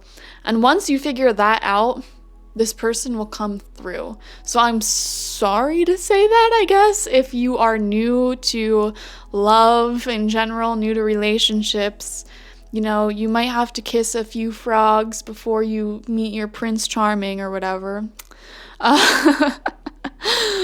We have the Sun in reverse. The sun will come out tomorrow. The King of Cups, beautiful. 2 strong energies, and the 10 of Cups, cute. Okay, definitely seeing family here for sure. We have naked babies dancing in the sun. We have babies over here around a campfire. I wonder if camping and wilderness is important to one or both of you. I am kind of seeing with the King of Wands wanting to go out, experience life a little bit. Maybe you guys are going to be those what's the word, crunchy, like really into outdoorsy nature stuff, type of family. I love hiking. I see people hiking these horrendous trails with babies strapped to their chests, and I'm like, how the heck are you doing that?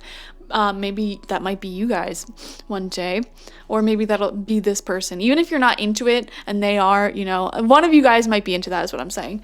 I'm also seeing here a desire to have land or have a yard of some sort if you don't already. So if you're in the city and you don't have that, I don't really see you being there forever. I am kind of seeing wanting to settle down kind of closer to nature, or having a little sliver of your own nature. I don't know, this bonfire is really speaking to me here. So I'm seeing family, big family, really big family. Okay, so if you're somebody who wants to have like a bunch of kids, this is a good reading for you. But it doesn't have to be children. I always say this, family doesn't mean you have to have children if you don't want to. So don't be afraid of that message. You know, I have a big old family of friends and kitty cats and plants, all right? Having tons of people and things that you love around you, like that is what I mean by a big family. And it's so interesting. I feel like this relationship is almost nothing like your life right now. Like, you're giving me very single vibes, like studio apartment vibes, living on your own vibes, or just kind of being really independent vibes. And big old family, big old land. It's just a big difference, okay? We have a fire sign and a water sign, but we also have earth. So you're giving me like every sign in this reading, which is interesting. I bet you both have very diverse natal charts. The Sun card in reversed shows, and especially with the Ace of Swords in reversed, I feel like there will be issues kind of in your love life, or not issues, I want to say challenges in your love life before you bring this partner in. You know, you're, like I said, you're gonna have to kiss a few frogs or toads or whatever till you find your prince. And you might have already gone through those challenges. I'm not saying there's more to come, but I think if you stay on your path of kind of just focusing on you, perfecting your craft, and figuring out what you want in a relationship, how do you want to work as a partnership? That's what the Three of Pentacles is all about, you know, working as a team, working as a partner. And also being appreciated for what you have to offer. I think that's a big thing that you need in a relationship, is feeling loved, feeling seen, feeling appreciated. I mean, we all need that in a relationship, but perhaps in your past connections or in their past connections, that you really didn't feel loved, appreciated, seen. And that is one thing that you are going into new connections saying, I need this. You know, I need someone to appreciate the effort that I put in and cherish me, because you did not have that before. And I see your sense of self-worth growing as you focus on yourself, okay? No longer giving in to BS. That is a form of self-love. When you tolerate just constantly putting up with people who don't deserve to be put up with, that is a form of not self-love. That is a form of not having self-worth in its own right. And that created blockages in your life, because when you don't have self-worth, you will not see worth in your external environment. You know, money might be stagnant, love might be stagnant, opportunities might be stagnant. But when you shine that inner light again by focusing on you, on your goals, on your dreams, on your appearance, on the things you want to do, that is when your light, your inner light shines brightly, and people are super attracted to you. You're your most attractive when you are doing your own thing. We are going to move on. I want to get some channeled messages from your person to you, and then from you to your person. And these channeled messages can be from any point in your future relationship. So we'll kind of figure that out as we go along. What does your person have to say? What are their feelings and channeled messages to you? Oh dear, oh dear, oh dear, oh dear, oh dear. Too many cards. They have too many thoughts, too many feelings. Okay, going once, going twice, going thrice. Oh no, okay, that's it. Whenever the tarot starts doing that, where it starts like aggressively flipping over like a ton of cards, that's kind of my sign as like, no, this is good, you don't need more cards. So we have the Lovers. Oh, we have to make a mature decision about this relationship. I think I love you. We need a future that is fulfilling for both of us. How can we make this more fulfilling? Soulmate energy, love decisions, love yourself first. Yeah, so I do see some type of issue coming up in your relationship at some point, where maybe you need to get on the same page about what you want in the future and how you can work together to achieve both of your dreams. Okay, but you will have a successful outcome there. We have the Two of Pentacles. I am juggling my emotions and other responsibilities right now. It's difficult, but I am managing. They're having money issues coming up again, or a tight schedule. Like, they're working really, really, really hard, and it's hard to juggle all the responsibilities in their life. Negotiations on time, scheduling, and needs. Maybe that is something that comes up when you're dating, because you have a trauma or something surrounding feeling seen, needed, wanted, appreciated. They have a busy schedule. They might actually genuinely love you, see you, appreciate you, but they're trying to juggle kind of how to meet your needs while also taking care of their life. This person has a lot on their plate right now, roller coaster of emotions. Yeah, your person's really busy. around the time that you meet them. We have the Three of Pentacles. I'm trying to impress you. And this came out twice now, as we see. They're going to go out of their way to clean their house up, to decorate, to like have fresh flowers. Like they're trying to impress you, you know, wearing cologne, wearing perfume, dressing nice for you. There's going to be this sense of, are they doing this for me? And the answer is yes, they absolutely are. Showering and dressing their best, becoming their best version for you, showing off to you. Yeah, that's going to be really sweet. And I think that's how you're going to identify that this person's really interested in you. You're just going to have this intuitive feeling that they're doing all this extra stuff just to impress you. And maybe that is kind of what makes you feel more comfortable in knowing that they have strong feelings for you. They're showing it through actions. Their love language might be, what's the one that is like actions, like doing things, I forget the name of it. Acts of service. All right. Okay, all these cards are flipped over. What is your channeled messages towards your future spouse? And again, at any point in this relationship, going once, going twice, going thrice. Okay, 2 cards came out.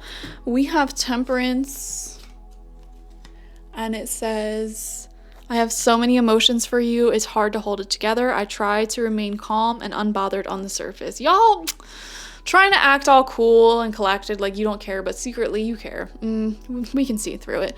You're trying to be both emotional and practical. Ignore this typo. Emotional intensity, learning to trust each other. Yeah, when you guys are going to be dating, I feel like it's going to be a process of learning how to trust each other, learning how to be a partnership, opening up. I mean, we can say that about anyone who's dating, but for you guys in particular, this is a type of relationship that genuinely gets better as time goes on and you get more comfortable with each other. You're going to enjoy it so much. Oh, okay. Group number 3. I see you with the Ace of Wands. I am so sexually turned on and passionate about you. All right. Well, at least we know you're attracted to your future spouse. We have raw animalistic passion. You want to see them more. Okay, I'm trying to read this from your perspective, so it's hard. Your body craves them. Physical, hormonal compatibility.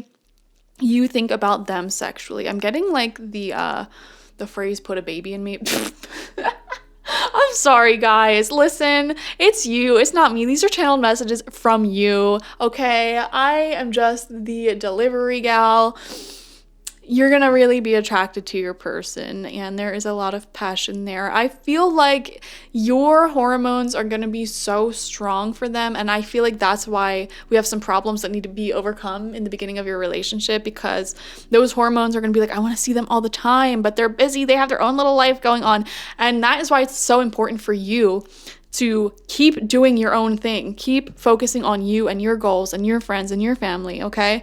Because I don't want to say you're going to become obsessed with them, but you just need to temperance, your own emotions. I think that's going to be your challenge in this relationship. They have their own challenge. They're going to have to learn how to balance their life better. Your challenge is having temperance, okay?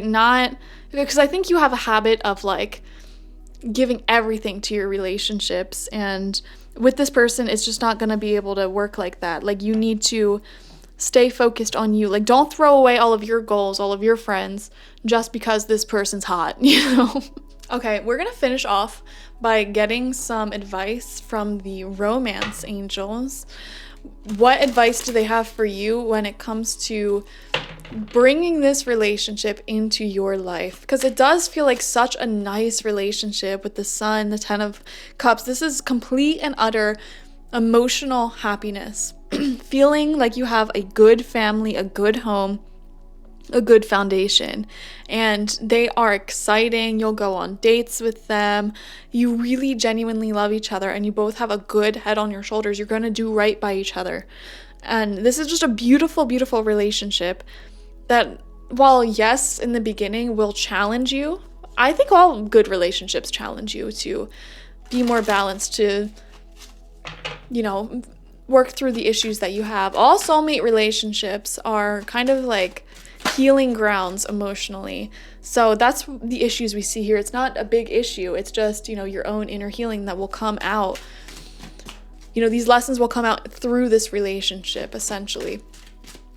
So what advice does the romance angels have for you when it comes to attracting this relationship into your life? Is there anything you need to do before then? What do they have to say? The floor is open, romance angels. Okay.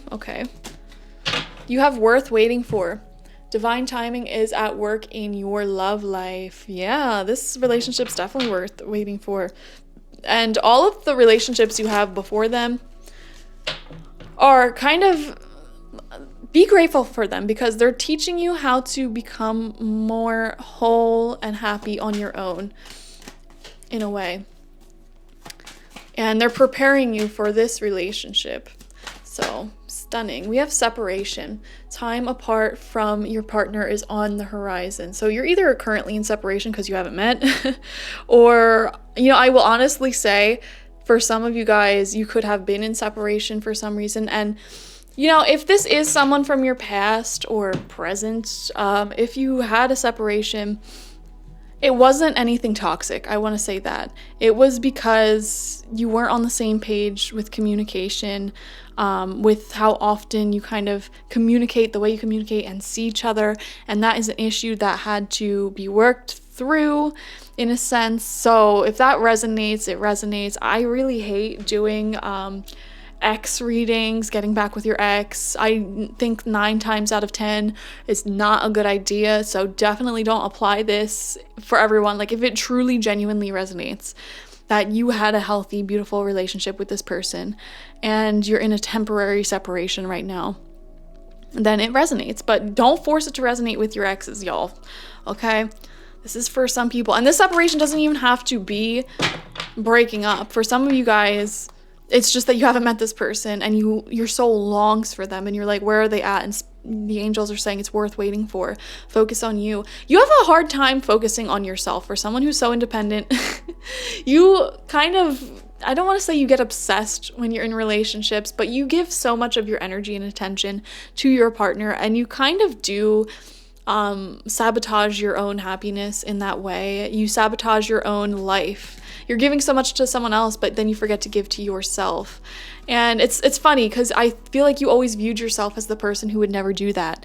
You would never be that, I feel like we all have moms who really just gave everything to their spouses or their relationships or their children, and they do not nearly love themselves as much as they should. And I feel like you always were saying yourself, I will never be like that. And then you don't realize how you are acting like that in relationships sometimes. You need to be a little bit more selfish. We need to balance the scales, y'all. I feel like half of us need to be more empathetic and the other half of us need to be more selfish. Like, I feel like it's very very drastically change of like 50-50. Half of people are too selfish in relationships, the other half are too giving in relationships. So can we just like even the scales out? And that's the thing, y'all. When you even the scale with yourself personally, you will attract someone who is also kind of balanced out. Does that make sense? So if you give too much in relationships, the second you start to not do that anymore and start to prioritize yourself, you will attract someone who doesn't take too much from you. You get what I'm saying? Or if you are on the opposite end where you tend to be too selfish in relationships and attracting these people who are too needy and giving you too much, the second you start to be more empathetic and giving, you will attract people who balance that out. It'll become more stable when you fix the problem within yourself. When you fix the problem within yourself, you will attract partners who aren't going to take too much from you or give too much to you, whichever one you're struggling with at this time. So let's move on. Any other messages? Angels? Really, the big message here is working through your own stuff, y'all. Being focused on you and your dreams and your goals, and not running away with your emotions in connections. Remember, that's one of the things that they find attractive about you anyways. We have make the effort. Great love is worth taking the steps you're guided to take. What steps are you guided to take right now in your love life? It could be focusing on yourself for a little bit for a lot of you. It could be actually going out of your comfort zone, going on some first dates.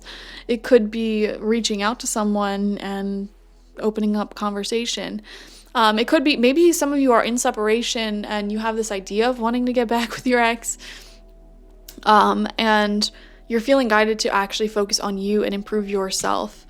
And as you improve yourself, it'll become clear to you if you can come back healthily with this person, or maybe you'll just lose interest entirely because you became a better person and you kind of realize like, oh, they weren't crap. Okay. I feel a lot of you actually might be hanging on to an ex, and that's not necessarily a bad thing here. I think there's two options for you, two healthy options. You can either improve yourself so that when you come back to the relationship, you can have a healthy relationship and you do it right this time, or you improve yourself and you lose all attraction to that person, okay? Either way, you're healing from this ex. So that's what you should be doing right now if that is your exact situation. So take the steps you're guided to take with that, with life in general. That is your reading, y'all. I'll leave it there. Thank you for joining me. Like this video, comment how this resonated with you down below. I'd love to read it, and subscribe to the channel if you've not already. I do offer personal readings on my website, spiritpsychic.org. One of those readings is a future love reading, just like this one, but I'm only focusing on you and your future love, whoever that may be. So it's, not a group reading. Go check it out. All right. I'll see you later. Bye-bye.